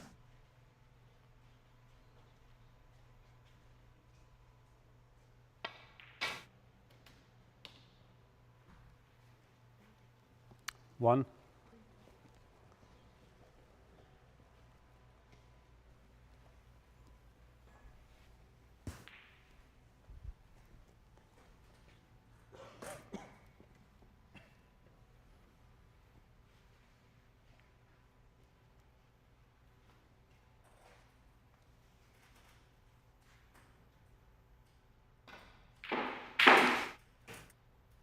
I'm trying to hook him behind this yellow, I believe. No, I went for the pot. He's gone enough again. Oh, very close. 5. Happened in the previous frame almost identically, but off of a red, from what I understand. That's when having tight pockets is a nice feeling. Might not make any balls, but you're never going to scratch.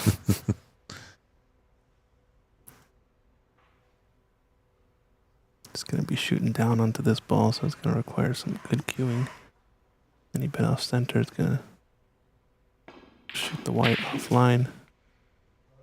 He went a bit thick into the 6. pocket and didn't want that cannon as a... Now I'm going to have to play a safety up table most likely.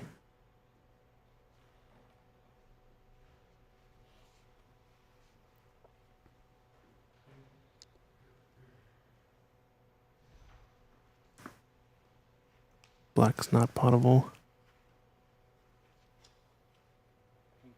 Pink ball. Pink elected. Gonna rub off the right side of it. Try to get it behind the blue. 2 cushions. Maybe the other side. Rodney 1 Goggins, cushion. 6. I think a bit thinner contact was in order there.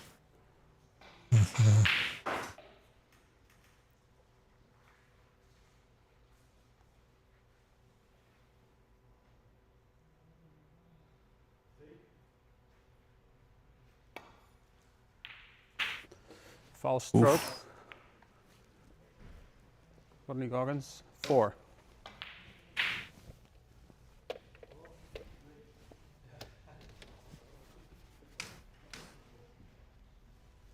Sure. It's nice chatting a little bit with Andy, and obviously he's feeling good, obviously, about the tournament, but it isn't over yet, and sometimes when we get down to the final stages, that's when a lot of drama can happen on and off the table. So he's always got to be on his toes. Come Sunday night, that's the time when he can let out a breath of fresh air.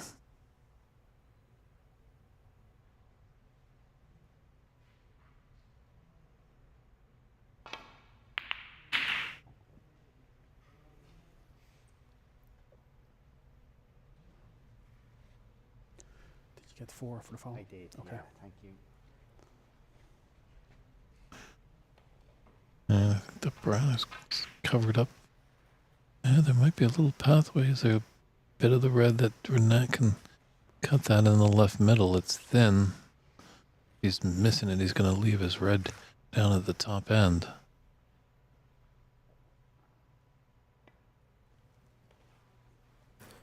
Choosing just to roll up on this red means usually he's in a tight spot. It's time for Rodney to put his foot on the gas.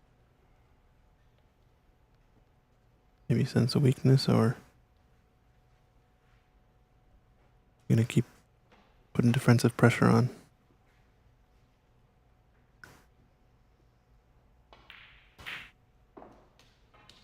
It's another thing we haven't really discussed a lot this weekend. It's so tough, this game, that sometimes the switch from offense to defense can be a little murky.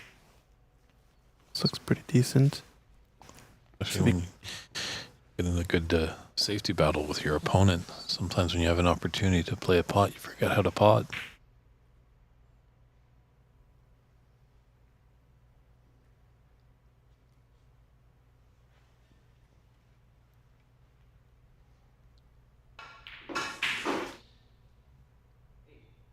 So 44-1 for Rodney Goggins.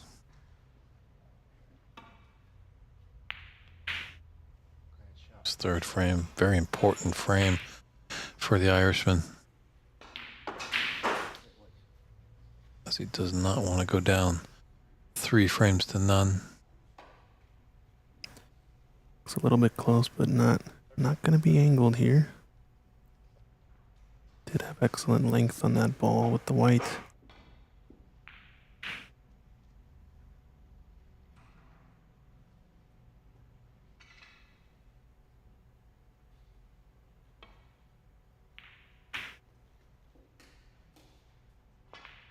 Now Rodney kind of playing the same type of safety as Renat from earlier, trying to lay the white up against one of these reds on the right side of the table, but this one's going to leave some space and something offensive if he wants. Not sure the reward here, though. Not an easy color to play for next. Oh, he's trying to zip this cue ball. He's gotten a lot out of it, too. Sure, he really had to make his opportunity for a color there. So putting that extra bit of power on there makes the pot a bit more difficult, but he was successful and got a nice angle on this yellow to come back down table.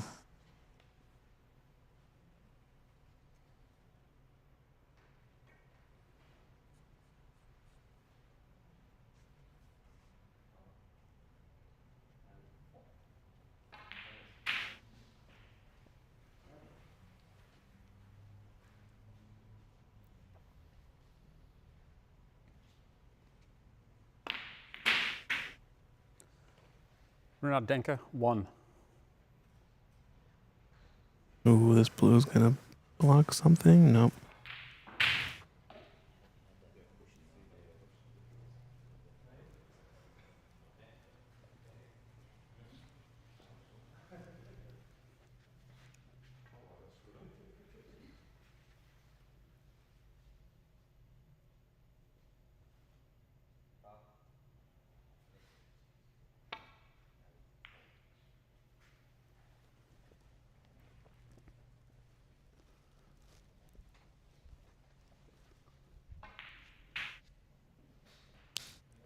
I think there's a path for that red into the top left, but once again, where's the reward after that red?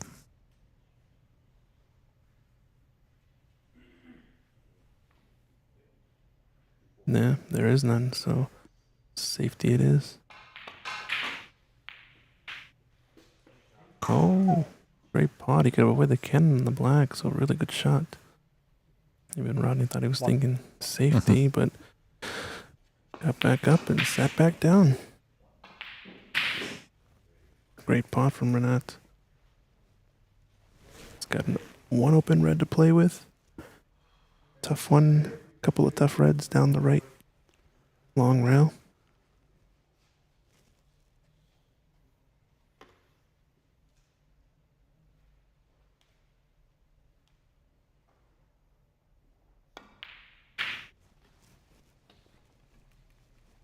Good shot. 5.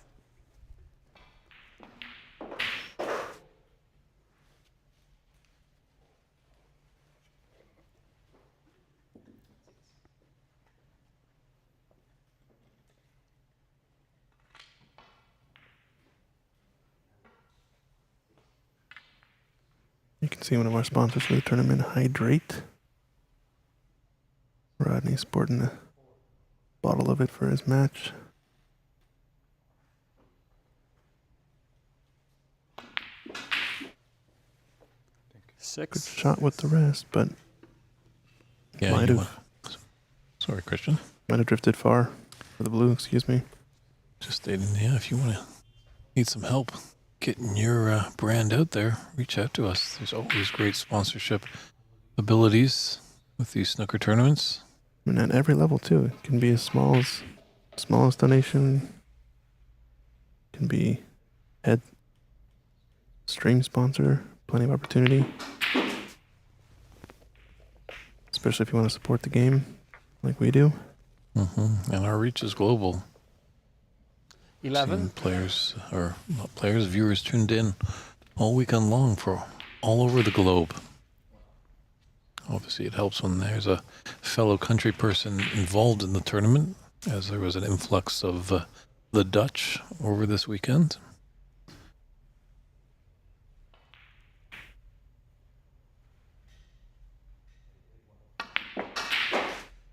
Tough shot. He needed to hit it pretty hard there, but maybe pinch the pocket a bit to the right so you can sort of stun to get in line with the black and then let the Blue ball. draw take, but end of break, barring some magnificent long pot. Renat Denkha. Almost 12. like that blue.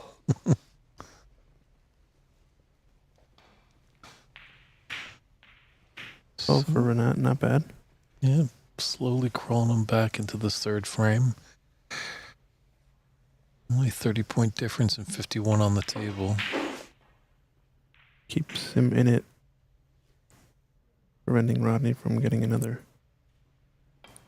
few double-digit breaks to try to close out the frame with reds on the table, but here's a mistake maybe from Rodney. Needs the white to run behind the yellow. It's at least lined up kind of awkward. Nothing offensive here, I don't think. Maybe, though, chance for an attacking safety. Gotta screw off this red and open up the reds that are on the right side of the table. If you can get behind blue. Yeah, he's cannon into that red. So now 2 reds out in the open. Nice attacking safe. True. Looks like he does have the snooker. It's a smart shot there. I think you could also hear Rodney saying, good shot.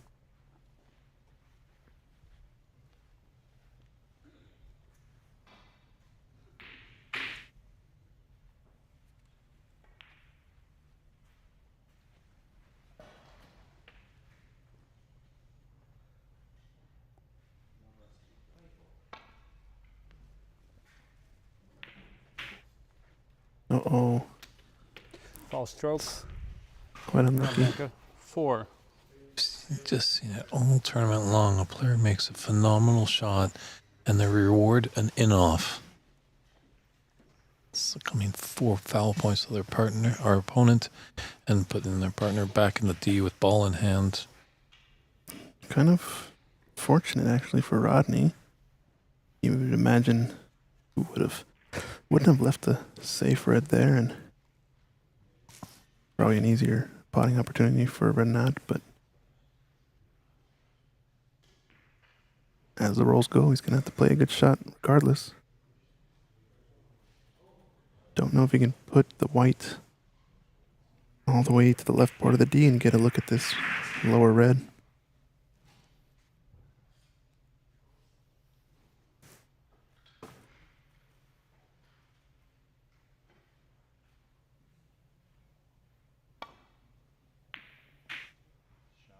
Choosing to open up the second red.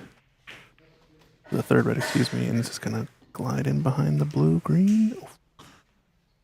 Second reward. Yeah, millimeters just almost got a nice flick on that yellow just to go on the other side of the blue, but still this is no fun for Rodney. You can see cueing over that blue ball, only going to hit the top of the white. Got to be mindful that it doesn't want to put any unwanted side on it. Tricky, tricky. It's good contact. It's got a decent cue ball, so nice shot to not leave anything easy. Really not leave anything at all, I don't think.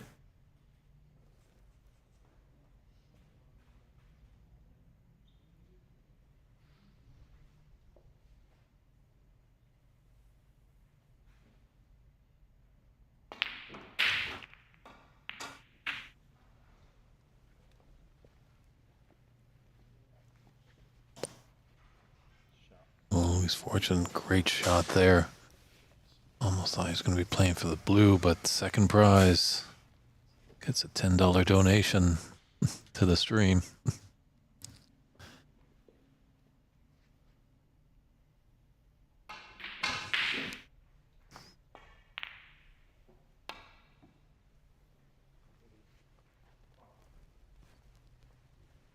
Oh, very nice try there. Renat Denkha, 4. Yeah, I think Renat's going to be happy to just rest in his chair and just see what Rodney can do with this.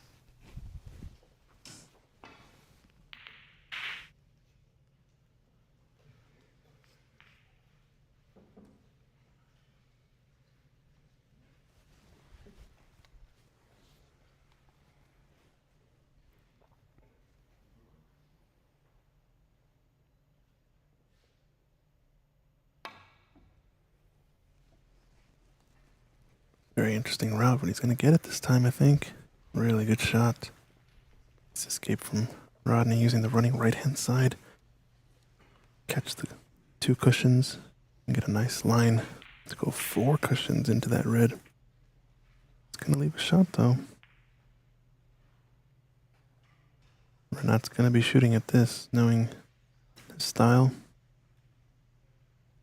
Be surprised Sure. if not, but I guess there is still another good snooker to lay.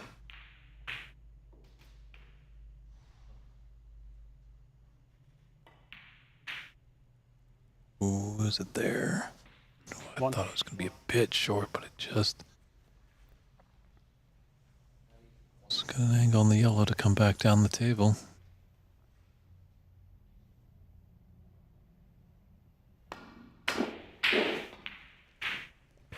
It's coming around the rails there instead of just following it in. Means he can let his stroke out, but ooh, he's going to get fortunate and come short 3. side on this position. Does he have an angle here now to flirt with this black-red cluster at the bottom end of the table? Bottom of our screen, I guess.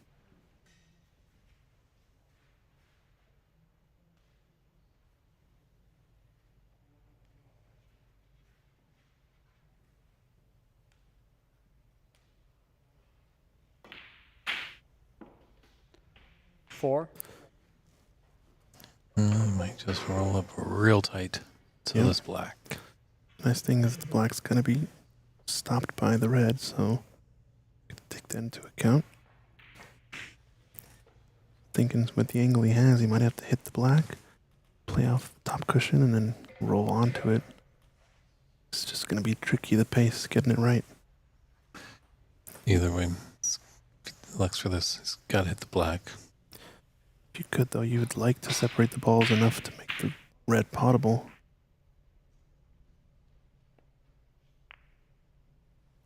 Renat Denkha, 4.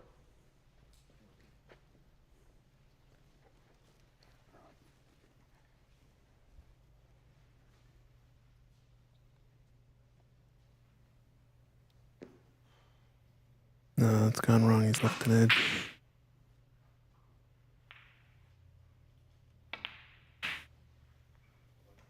Oh, Rodney's got a tight one. Needs it to hold. Snooker is there. Touching ball.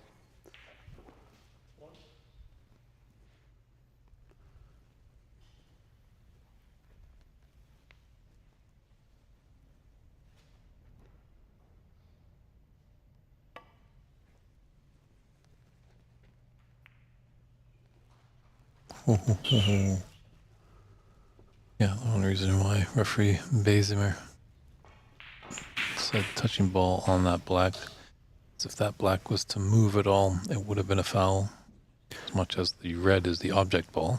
Now, I have a question here is, you say if the black was to move at all, what about if vacating the space of the white up against the black caused it to move and rock towards the white? Would that still be considered a foul?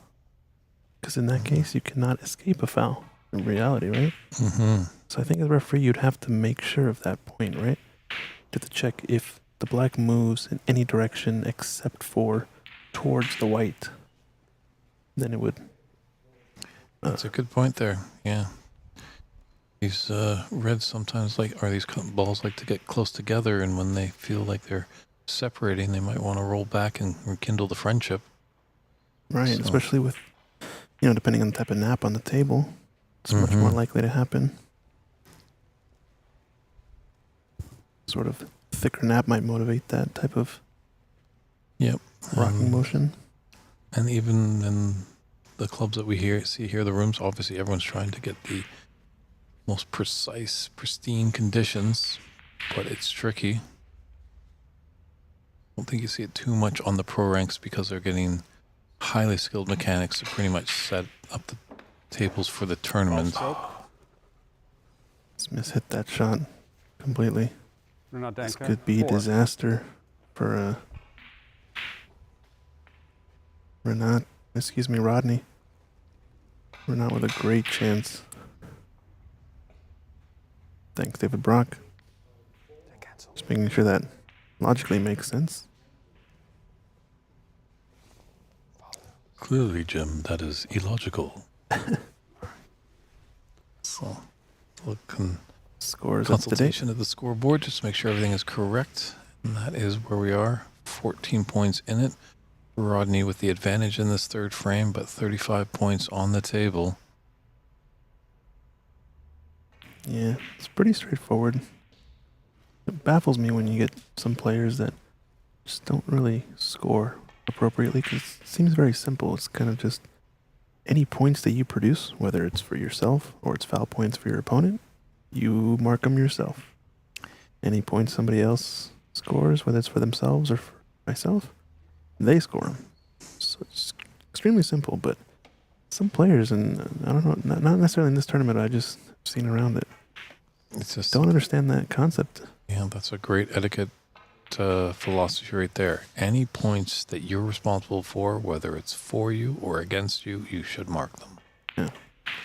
It makes it so easy. Keep it simple. Especially because you're always going back to your seat at the end of that moment. So you go back to your seat, mark it.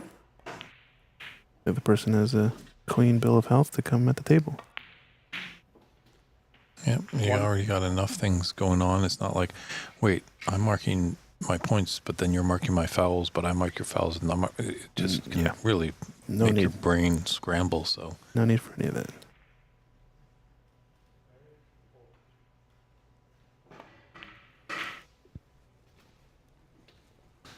definitely would be a big steal for Renat if he's able to take it.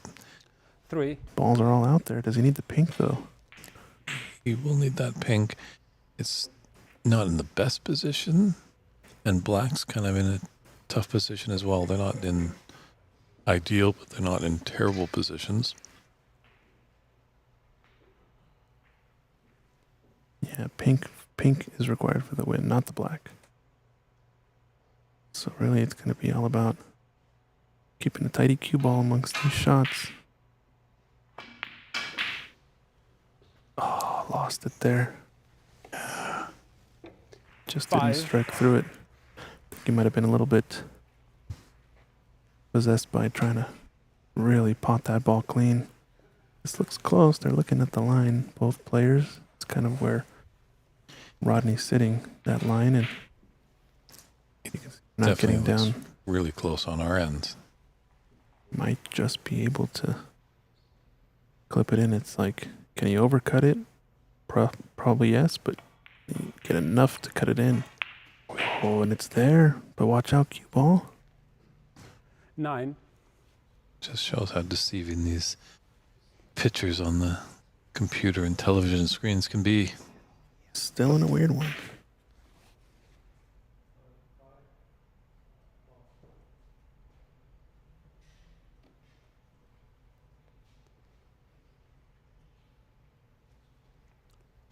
Brown doesn't really pass neatly past the blue. It looks pretty close. I think he's just playing the safety here. Force follow. Get in behind the blue with the white. Or can he make it? When in doubt, he can make it. He can make it. He got a decent zip on that cue ball 12. there.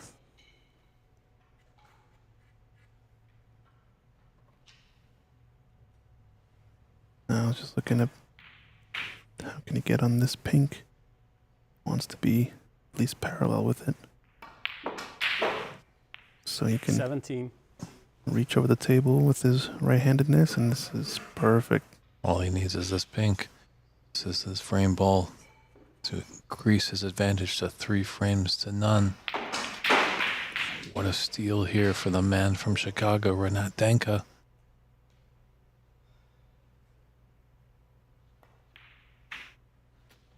Oh, and it's knocked it in. Wow.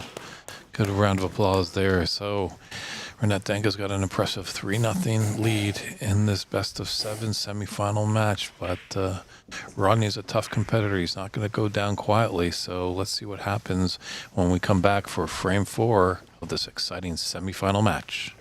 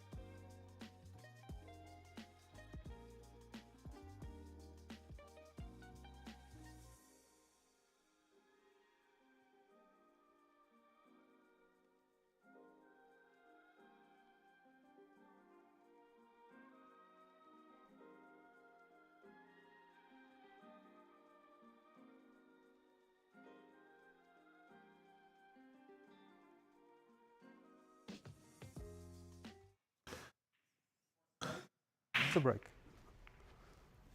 And welcome back to Sacramento, California, host of the 2025 U.S. Snooker Masters. It was nice to have Andy in the booth, as he is the tournament director and the one guy that has really speared this tournament, and he has no qualms about having it travel throughout the great land of the USSA.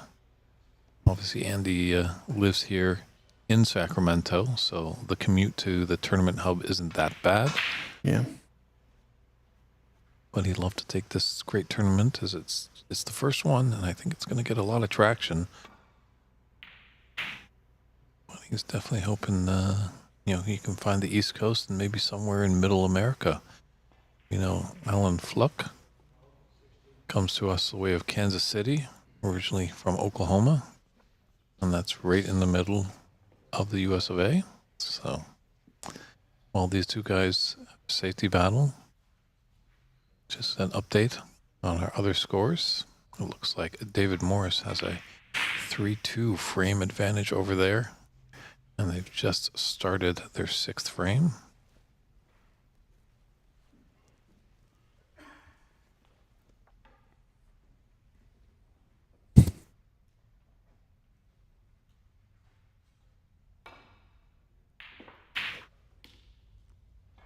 Oh, that's a great long pot there by Renat. He does a little bit of house money here. Up 3-0. If obviously he's down 3-0, I think he would have refused that long red. And this could be trouble for Rodney, because Renat is definitely a proficient break builder. He's just having a look to see if there's a good red to carry on, or you might want to just roll up on that yellow.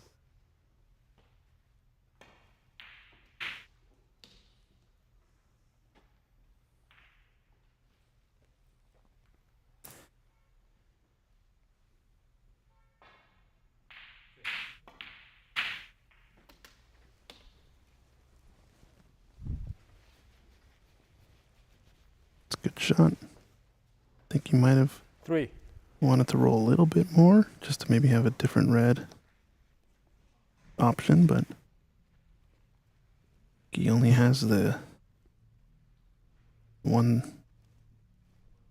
left of the cushion, but the one out in the open, top of the 3 in the bunch, to the left of the pink.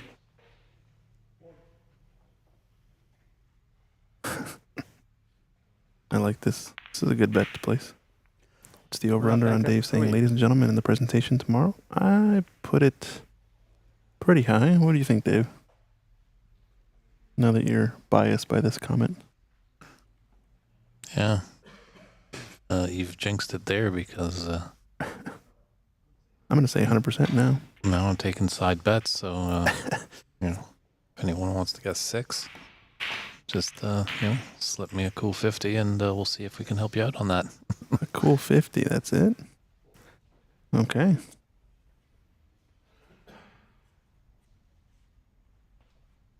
Well, stake here from Rodney. Gotta think momentum is all in Renat's direction, and so far he's been stronger offensive player 1. in a couple of these frames, so it's gonna be very deliberate in this break, especially if the black and pink can get respotted. He knows he's capable of that single visit to close out the match.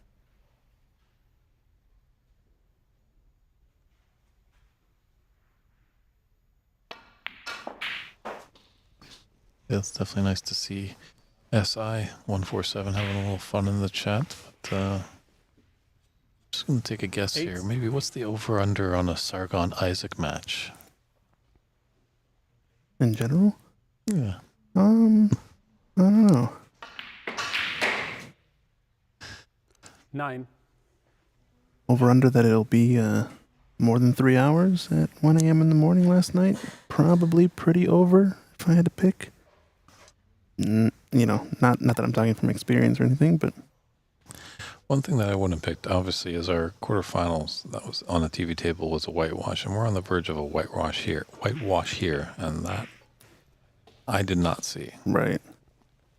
I think last night as the Sweet 16 14. started, Andy was definitely feeling, no offense to all the other players, but like this is like where we get serious. Right. And to see whitewashes happen,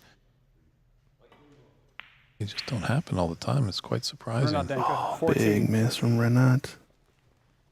Yeah, Sargon, we're just messing with you.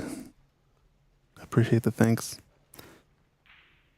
There was a bit of a I guess you could call it conflicting decision to put this match or the other semifinal on the TV table, since I believe if Andy had to pick, he would choose the other match for spectators to watch. However, for the sake of tournament fairness, Ali had just played a match in the quarterfinals on this table. And both now Ali and David have One. played 2 matches on the TV table each, as well as Renat and Rodney had each played only 1 match on the TV table. So kind of like the stars aligned, let both players get a match each, or 2 matches each on the TV table, make the final a bit more fair. So don't let the same player continually play on the same table. We swapped over to this one, and I don't think we could have gone wrong in either way, in my opinion. No, I'd say it's definitely a flip of a coin toss. The caliber of these 4 semifinalists is surely great. So 4. I don't think you can blame the programming director at all for putting this semifinal on the TV table as opposed to the other. But if you go to AMC Sports, I believe it is, that's Andy McCloskey's coaching sports Facebook page, they are streaming that other semifinal. So check that out on Facebook. There's a shot of the IBSF world champion Ali, who's trailing right Rodney now Goggins, 4. in that frame, or in that match, 3 frames to 2. But Ali's a fighter, as we've seen all tournament long. Yeah, there's David at the table on a break. We'll stay tuned on that one and keep track of what's going on, especially as the end of that match approaches. There's less frames available there than there are here to play.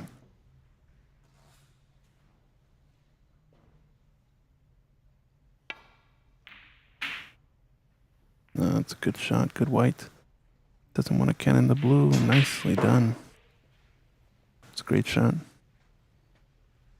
Tricky maneuvering the white there, coming in steep underneath the black, but 2 cushions and missing the blue.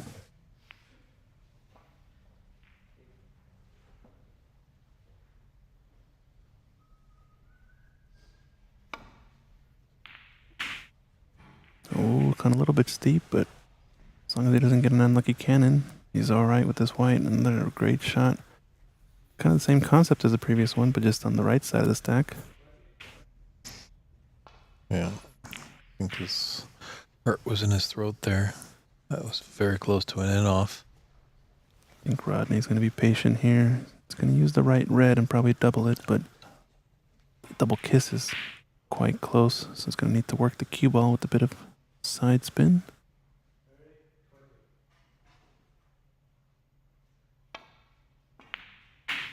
It's gone for the pot. He looked at the line, I guess, between here and the middle pocket and figured he's not leaving any easy reds. He keeps it close to the cushion. And it's a tight window because that red at the top of the pack is a little dicey.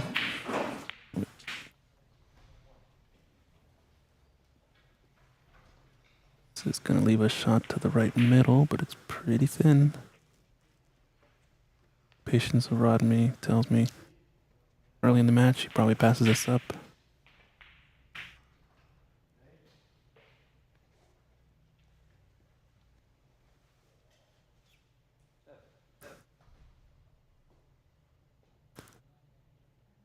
And no plants on. 4 reds in the line don't really go into the left pocket.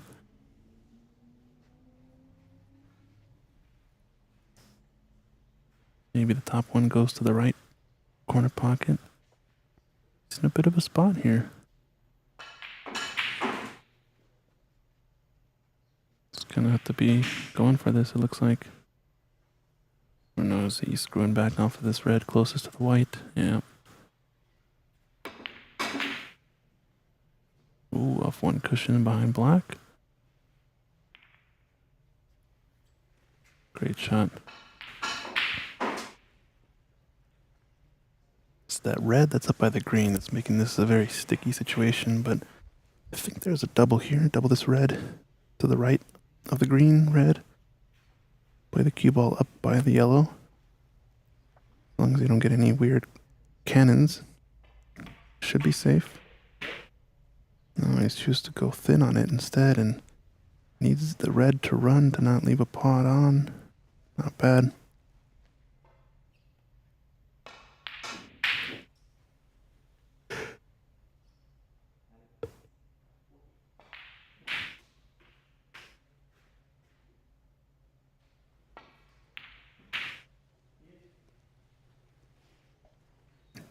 Red's gonna get close to the pocket, but good cue ball.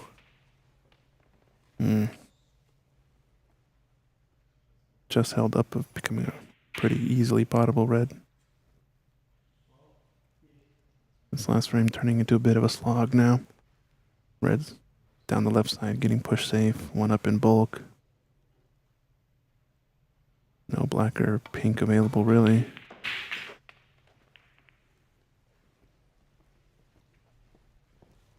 Oh, very nice containing safety there. Didn't see his pathway back to bulk.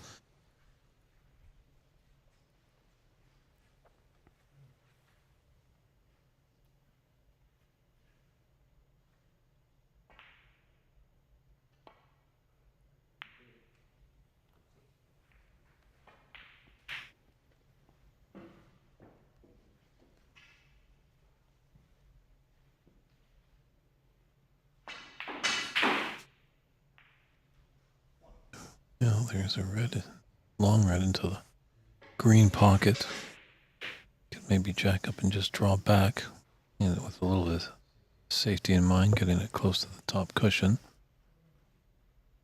Just gonna.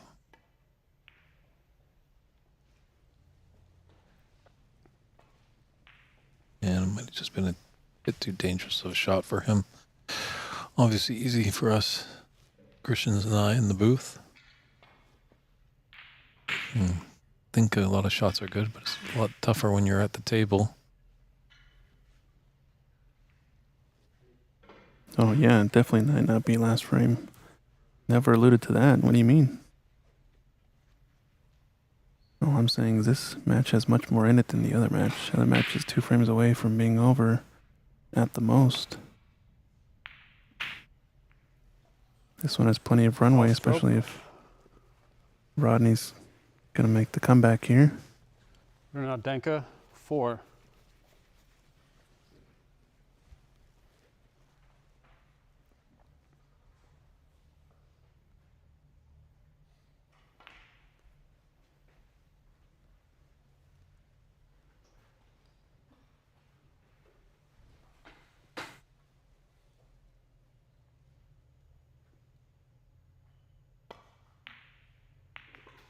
Wow, that red passed the blue. Surprised. 1. Yeah, very tough to see from our monitor there. I thought those were too welded together and kind of scratching my head a little bit. Didn't know what Renat was doing there. Yellow ball.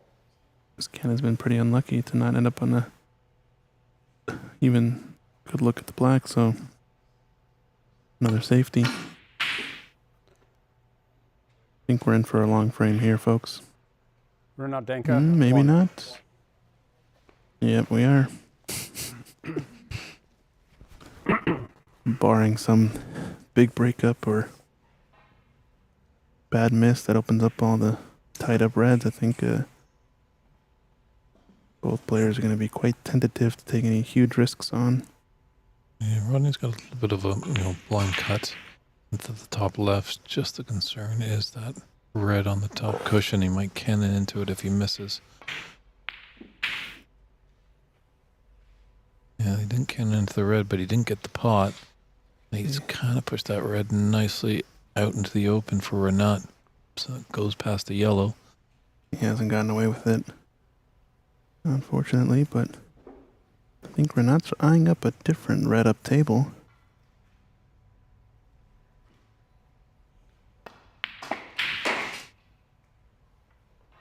Figured he can get on the black here and respot it. Might be Sure. more dangerous run and break. Because he's definitely got some reds down there. And if you can get the black on the spot, he can dance around there. There's easily potentially 32 points that they can add. Already leading by 16 or 18, I should say. That will just increase his advantage and help him get into tomorrow's final that is scheduled for 11 a.m. Pacific time. Now, where's his black spot? It's going to be kind of close to the red he's shooting next, I think. No, it's 8. a little below it, so... Angle here tells us the story. Has to be careful about slow rolling these balls. 9. You can tell it's preferring to do a stun run through as opposed to just rolling the ball in. It's got 2 more loose reds down by the black, and then they're going to play for the last red on the top cushion or go back up table into bulk. This is danger mode now for Rodney. I think he's going to need some help here. He's just helpless, just hoping for 1 16. chance, one little falter. Obviously, the clear runaway for the frame will be tough. Renat will have to do a lot of work, but Renat doing a 17. good job to just expand his lead with these blacks. It's a good screw shot, and I think he's got an angle going. No, it's fairly straight. Maybe going towards the top cushion slightly. So he is likely to draw back or go forward 2 cushions. I think he has to draw back, maybe play for left middle pocket next. Oh, he was trying to get a lot more out of the white there. Actually, 24. there's... Little space between there. Yeah, there's some space there. Hmm. I think he can cut this in still. Yeah, it's on. That other red's going to deaden the pace of the cue ball. 25. Just a bit thick into the pocket, and he hasn't tied up the blue and red either, I don't think. Yeah, he's looking there. This is a big, big chance for Renat.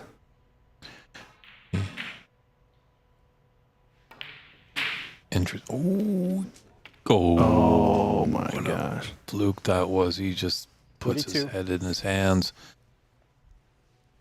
We all like to win, but we do like to win by ability, not by flukes.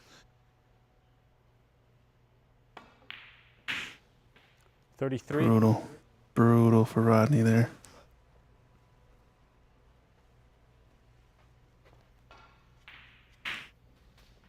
Yeah, that's really the only time when you see some emotion from Renat.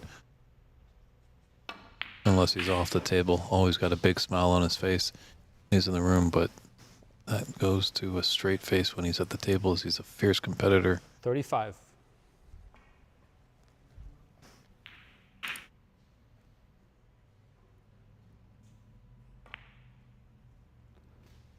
$36. How's the pace? He's going to be on the brown or the green.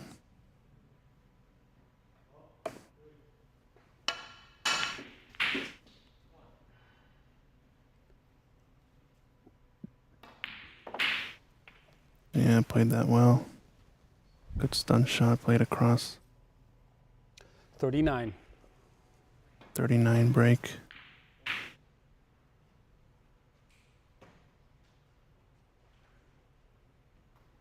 $61 points now, so Just needs the red. yeah, red color. Gonna be frame ball. 40. And it's in. Incredible.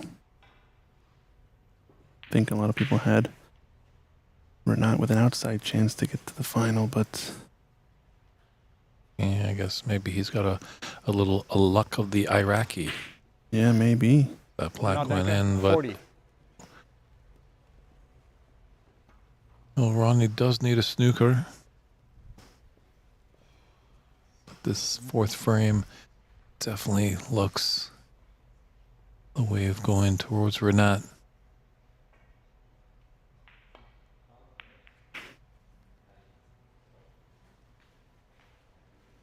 Still has some work to do, but I think player of his caliber has got to feel pretty comfortable here. Gotta be careful with shots like that, though. Yeah, you just don't want to give the points to your opponent there, make him earn it. So that Yeah. in-off would have been catastrophic for Renat. 40.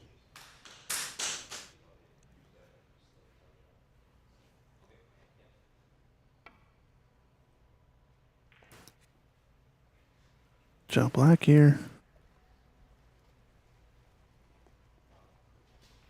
Got a tall order, but there have been worse comebacks made, right? Bigger comebacks have been made, I guess. Definitely it's nice having those two reds together. Just acts as just a little bit one more bigger red. So your target area for hit is that much easier. It's gonna try to get in behind green or brown here. Maybe just the green. Nice. The advantage here for Rodney is that the reds are still bunched up kind of together in the same area of the table, so makes it easier to play safe for just one part of the table. Ooh, look at this. And as well, pink is pretty safe. A ball that Rodney definitely will need. Yeah, you could see it. That could come out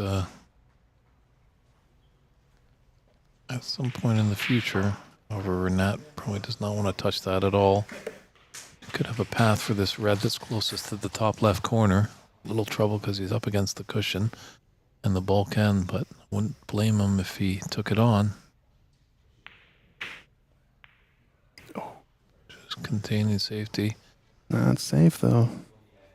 Rodney needs the red-black, so Renat wants to keep him off of any sort of easy red-blacks if he can. Yeah, always potential of a free ball when you get down to that final red. He wants to get to the last red before Renat does so he can play the first solid safety. Looks like the second chance tournament just concluded on our other table on the side. Not sure who won it. We'll get update in a little bit. I think the first lady of snooker is quite smiles. So Bob Mnami looks like he's victorious in that tournament. Oh, no. That's it. I think there's handshakes there. Rodney's had enough. He just isn't feeling it there. An impressive whitewash victory for Renat Denkha to punch his card into tomorrow's final. Wow. Didn't see that coming.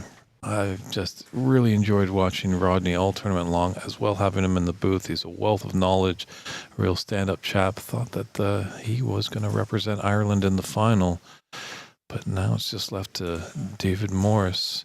Can he represent Ireland, or will it be Ali coming all the way from Qatar? So we're going to step aside for a few short moments. We're going to get a nice little post-match interview with Renat. Go watch the other stream for a little bit, maybe. And maybe after that interview comes to a conclusion, we'll just kind of pull back and take a look at what's going on in our other semifinal. So stay tuned, everybody. I think Christian's going to jump to the other semis. I'll get set up for our post-match interview with Renat. But thanks again for all your viewership today. It's been wonderful having you here at the U.S. Snooker Masters of 2025. And just a programming note, we will be back at 11 a.m. Pacific time for the final. Just so you know, 11 a.m. Pacific time. Thanks, everybody. Talk to you soon.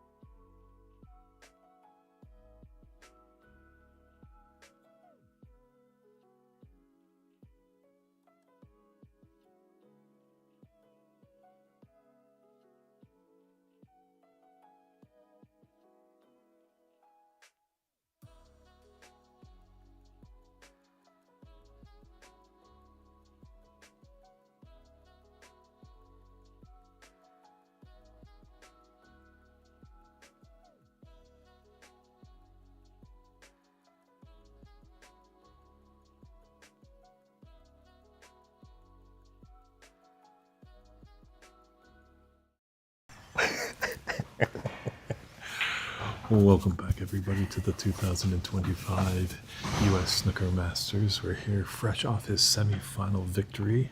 Renat Denkha, how are you feeling? Great. It was a tough match. It was more kind of like tactical, you know, some safe shots and stuff. And he's not an easy opponent, you know. And I got like the new style, you know, like playing him. It was not easy, but I did my best with safe shots, you know, than attacking, because that table is not easy, you know, to build break. Because if you look like throughout the tournament, we don't have a century yet, you know. So yeah, it was tough, but finally, you know, I got lucky on, you know, some fluke shots. True. But at That the black end- was pretty nice. Yeah. But at the end, you know, you tell me if I deserve it. I think you deserved it, though. I think you were Thank taking you. the time to capitalize. You know, he just wasn't getting a little bit of the run of the balls, and that can happen, but sometimes it evens out in these longer frame matches. Correct. But when you saw the opportunity, you seized it. I think you took on some shots that you were like, well, some players might have played safe. Correct. But obviously, we've seen you a lot in Yeah. my time watching you play, and sometimes you like to get into those balls a lot sooner. Right. So it's But a nice- again, that's depends on the table. You know, the table is not easy. Maybe to the, you know, audience or whoever is looking, you know, online, it's not easy. You know, it's hard to make breaks. So there's like kind of intimidation Fair from enough. the table to the player. True. So Yeah. we won't keep you too long because you want to get a good night's sleep because you're in the final Yeah. of this first inaugural U.S. Snooker Championship. One question for you, though. This tournament is predominantly filled with more facial hair people than non-facial hair. And one issue, you've got an ash cue. Do you ever find that it gets caught on your beard? Yeah, that's kind of normal. It happens many times. So I don't know how other players deal with it, but to me, I'm experienced with cues. So where the cue travels, just that area, I try to, you know, fill it with clear coat, so there is no gaps in the ash. You know, the grain, the ash grain. And sometimes if it does, we just have to deal with it. But I do get pinched, you know, many times. Okay. Yeah, well, that's what I do. You know, I just sand that thing and you know, soften it so it won't You impact. pinched a lovely victory there. Yeah. Beard oil, too. Yeah, That's it didn't also, I happen think, today. The beard oil, yeah. might work. So, well, congratulations. Get a good Thank night's you. sleep, and we'll see you tomorrow in the Thank you. final. Sure. Thank you. All right, thank you, everybody. That's Renat Denkha, your first finalist. We're going to jump back over to our other semifinal. It's David Burney at the 2025 U.S. Snooker Masters. We'll talk to you soon.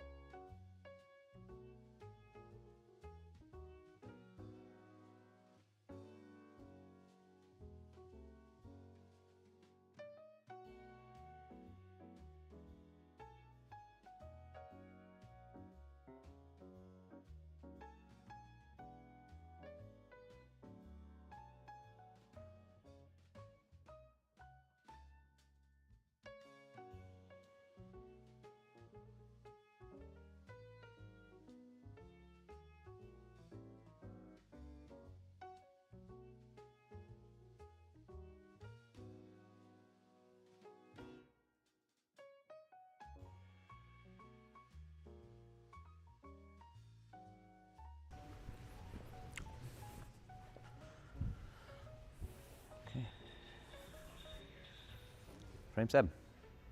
Ali, a Bailey's break. And welcome back, everybody. We've got some exciting bonus coverage here. Our other semi-final match into a decider with Ali and David, who is going to join Renat Denkha in the final. I see a lot of support for Renat there in the chat, but is Ireland going to be wiped off the final sheet? Yeah, it's a tough one.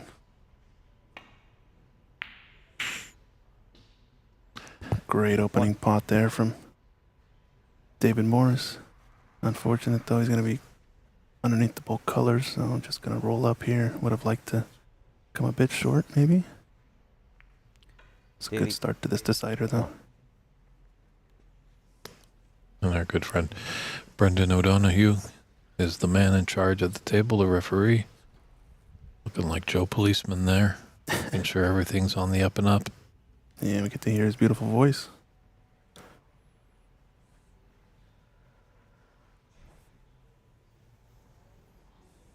This has been quite the match indeed. So definitely this table is a table and then some away from us distance, and it's a little bit flatter, so obviously some of the angles are going to be a little bit tricky for us to predict.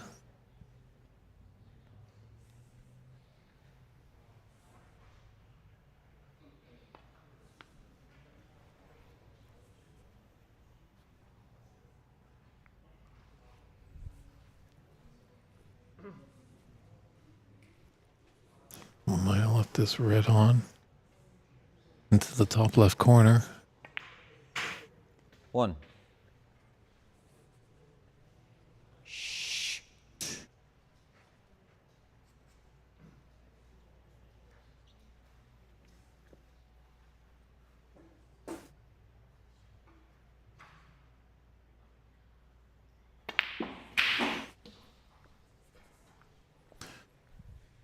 Yeah, a lot of the time the pro players, when they're in deciders, they just want that one chance. Kind of in the amateur world, it's maybe a few chances, but David, a former pro, furthest he got was the quarterfinals of a UK championship back in 2012. Third ranked player in Ireland, taking on the IBSF current world champion. So both these players do know their way around the table. So maybe just one chance is all they need. 16.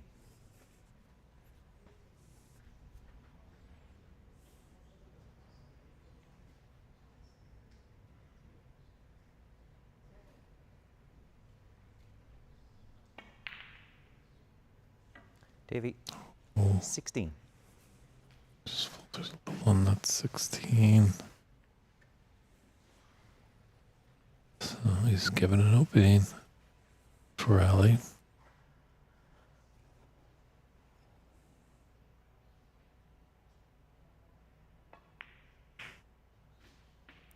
One. Both players kind of going for it on the early onset.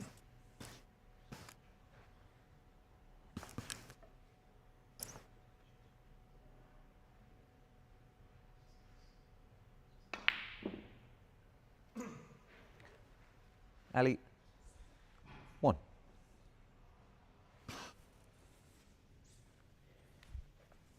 But sometimes you do have to capitalize on those mistakes.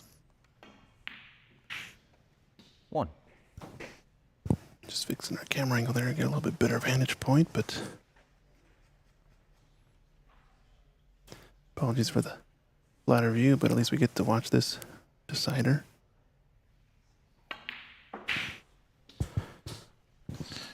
Yeah, we've done a little bit of snooker radio in this 6. tournament so far, but it's always nice seeing pictures and words marrying together. Right.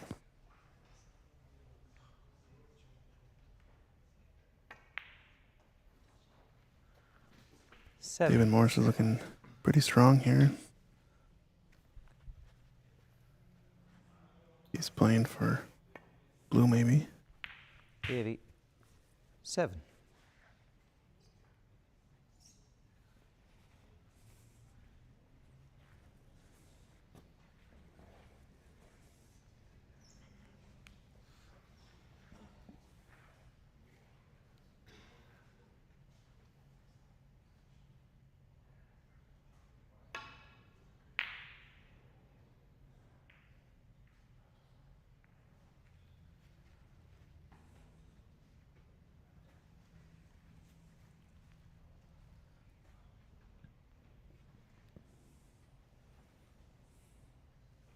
Yeah, it's kind of getting to that sad point of the tournament. Yeah. Some of those new friends that we've made, unfortunately, have to go back home, and definitely with the international field, the trip home is a lot further than usual.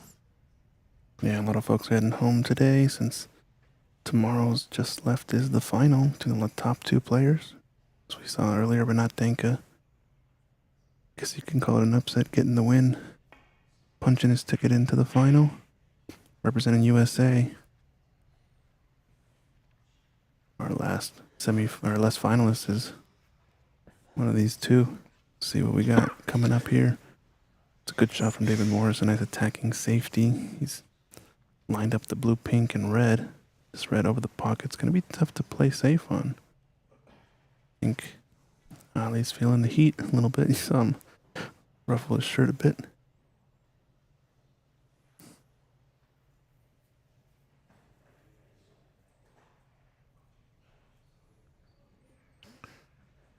Yeah, you know what? That's going to be really beaming Renat with confidence. He plays a lot in the PABSA championships.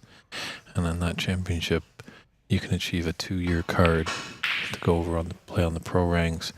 And with Rodney being an ex-pro, Yeah. knowing what it takes, that really is going to help out Renat.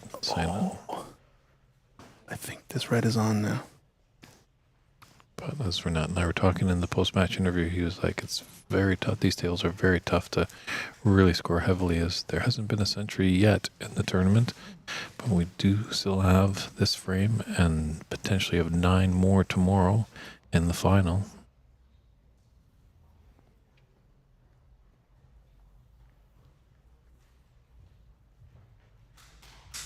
Yeah, this is tough action. Definitely, it's free admission tomorrow. They've got cool drinks and great eats here at the Sacramento Snooker and Billiards room. So, He's mishit that quite badly. so mark it on your clock. 11 a.m. tomorrow. 11 a.m. Pacific time is when the final will commence. We will have a scheduled event over on the Ox Billiards YouTube page too, so check us out. Drop us a like, subscribe, share out the stream. This is a decider for the last finalist to be added. That one just rattled in the jaws and didn't find home in the bottom of the pocket, and it's popped out. Relatively easy one for David here.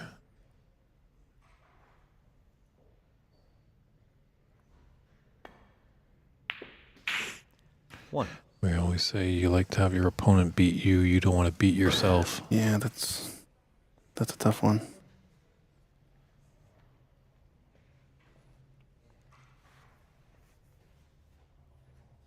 As well, we have a bit of time. I'm not sure if he's tuning in, but do want to wish a happy birthday to Brett McDermott. Hopefully he's doing well.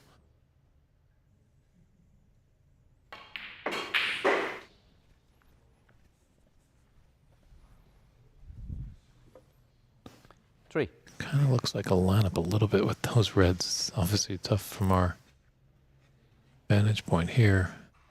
Need some of those sky cams to fly through the room or something. Just on a wire, right? Yeah. NFL style. Mm-hmm.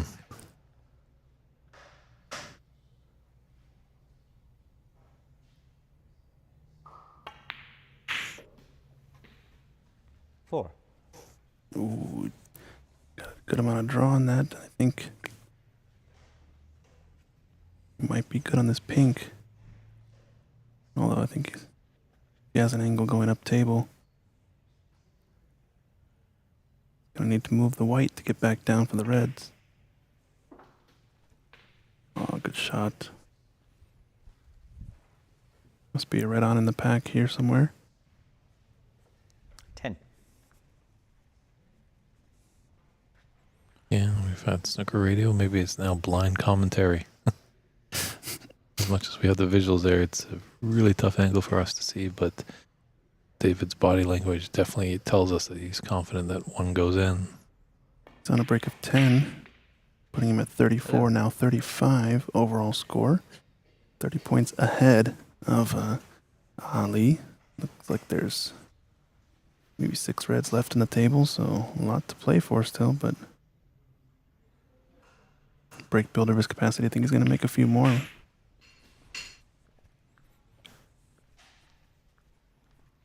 Yeah, he's looking strong here. Maybe the bottommost red passes to the left corner. Maybe the middle, maybe the top. Just trying to pick and choose 70. which one he likes.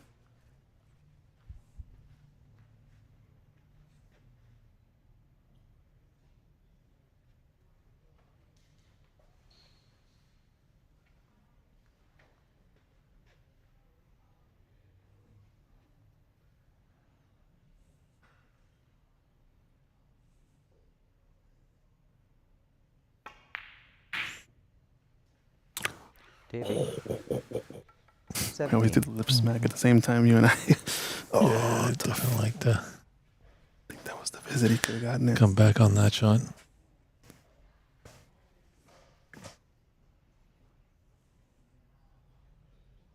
Ali with the chance now. Tough one down the cushion. It rattles. Uh-oh. Was that possibly his last shot of the inaugural U.S. Snooker Masters? Big chance for David Morris, and he knows it.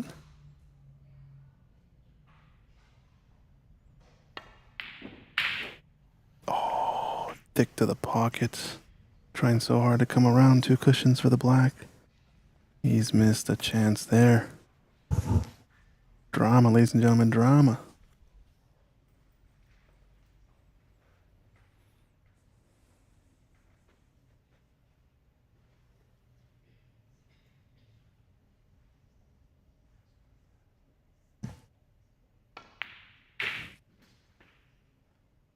One. Good pot for Ali, but as he hooked himself on the blue. Oh man, look at it. His body language says it all. Wow. Gonna have to take a bold color now, and he'll be disgusted with himself there. Knew that was a great opportunity after a big miss from David Morris.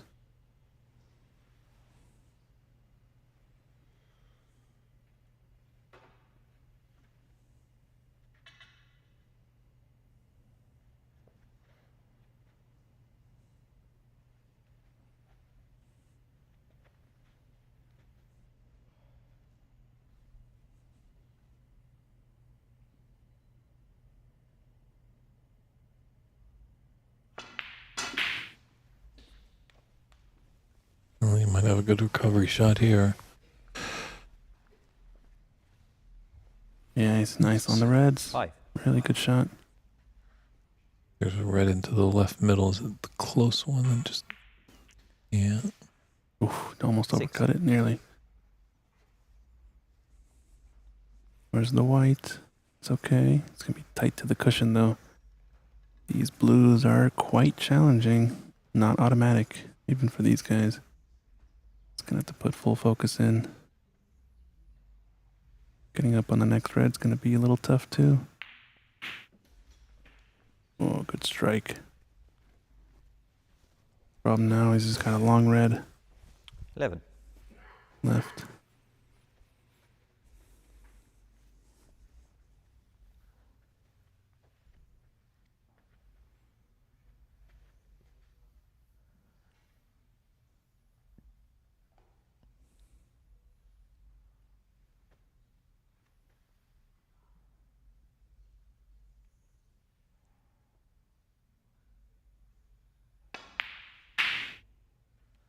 Ali. Overcuts it. 11.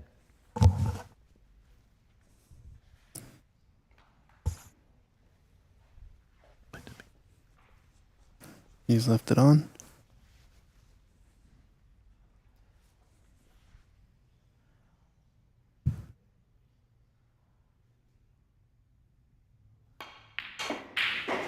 1. Great shot.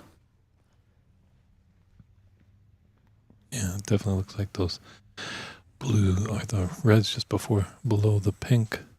We will go into the top left corner. Got the angle to screw back for them after this yellow.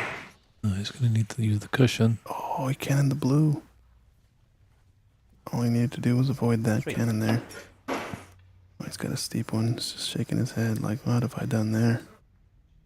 It's the most routine position you would think. Instead of pick a side.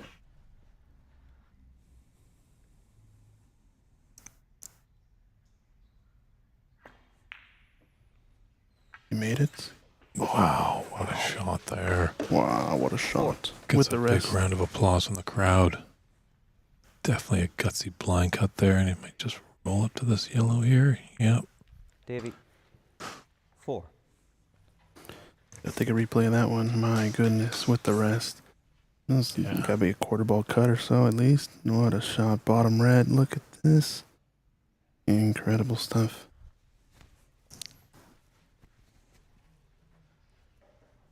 He wins. Goes on to win it. That's the shot for him right there. Yeah. 39-point advantage and 43 on the table. It's a huge, huge attempt here. 29, I should say. Apologies. It's getting late in the evening. It's been a long day. Pink, pink. Miss. Dave's gonna go for this. 6. Yeah, I wouldn't put that back. It's relatively easy red there, I would think. Come with the cushion. Out the black into the right middle.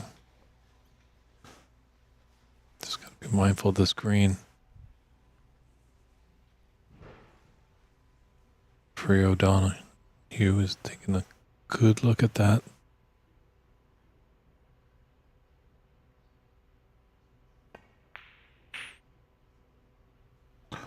Just thick to the pocket. Wow. Just wonder if that green was just creeping into his mind.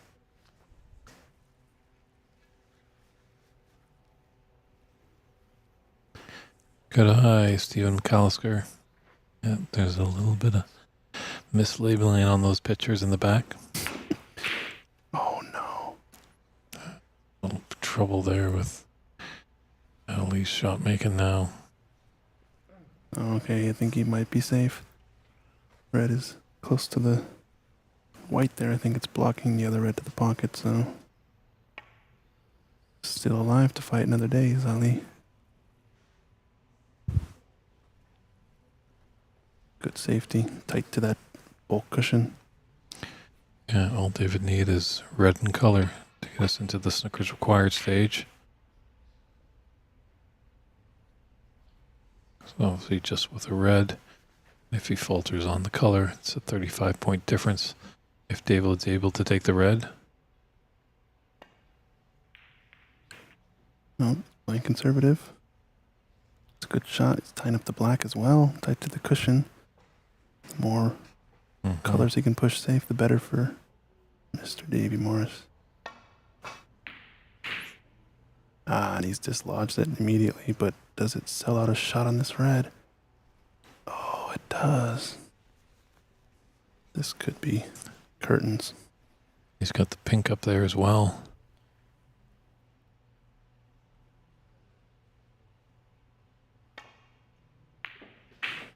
But that final red definitely, there's always a chance of a free ball. Oh, it isn't over just yet. Obviously, Ali's back is up against it.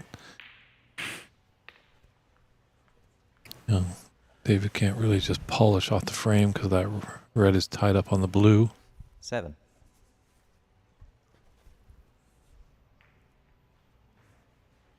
Davy. 7. And that's what you got to do. Put that cue ball tight. Got to go up and down table here. He's playing with a little bit of side. Foul. Davy. 4. Free ball. Uh-oh, free ball too. And that's not the free ball Ali wanted. He wanted it more to his advantage than his opponent's.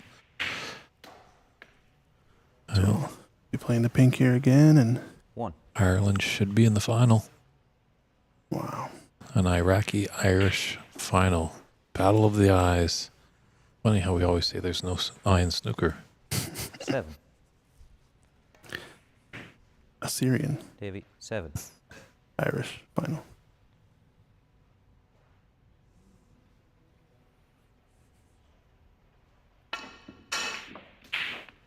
Wow, rifled it in.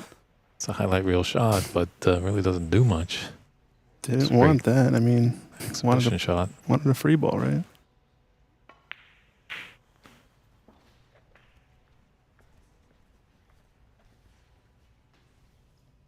Seven. Ali. 7.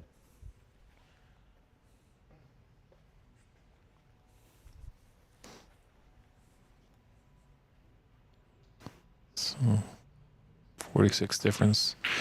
27 on the table. I think that's it. Match. The yellow is in. David Morris is into the final. An exciting decider there. Well, there's been thrills up and down all 3 days long, and we're definitely in store for a few more. I'm sure of it tomorrow. Yeah, we are in for one good final. I'm ready for it. Yes, it'll be that man on the right, David Morris, not this David. That David. He'll be taking on Renat Denkha. That match will be starting tomorrow at 11 a.m. Pacific time here at the fantastic Sacramento Snooker and Billiards Room. Definitely lots of wonderful seats. Come down and see us in person. If not, you can always tune in to the Ox Billiards page. The Ox Billiards, the PABSA, the IBSF TV, and Sacramento Snooker and Billiards YouTube page. Well, we're going to just push aside a little bit and have a little chat with that winner, David Morris. Sure, it was ups and downs. Hopefully he can give us a little bit more insight, as we weren't particularly focused on that one, but he did the goods to push his way into the final. So stand by for that interview, and then we'll probably say goodnight here from Sacramento and see you in the morning. So 11 a.m. Pacific. 11 a.m. Pacific. It's David Burney. That's Christian Youngers. We'll see you over there in the interview room.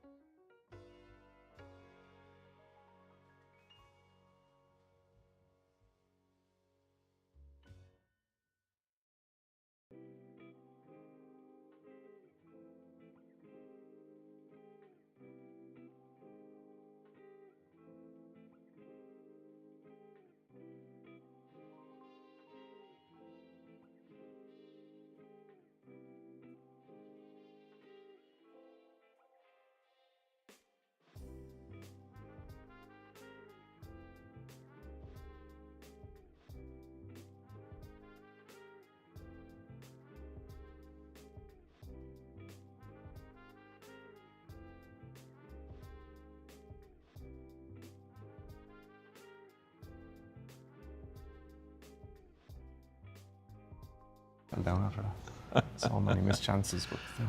Yeah. All right, welcome back everybody to the 2025 U.S. Snooker Masters here in Sacramento, fresh off a very exciting, deciding victory. David Morris, how you feeling? Yeah, over the moon. That's probably my biggest win in years, really, to beat former world amateur champion Ali. Like, amazing player. First couple of frames, he kind of just potted me off the table, really. Mm-hmm.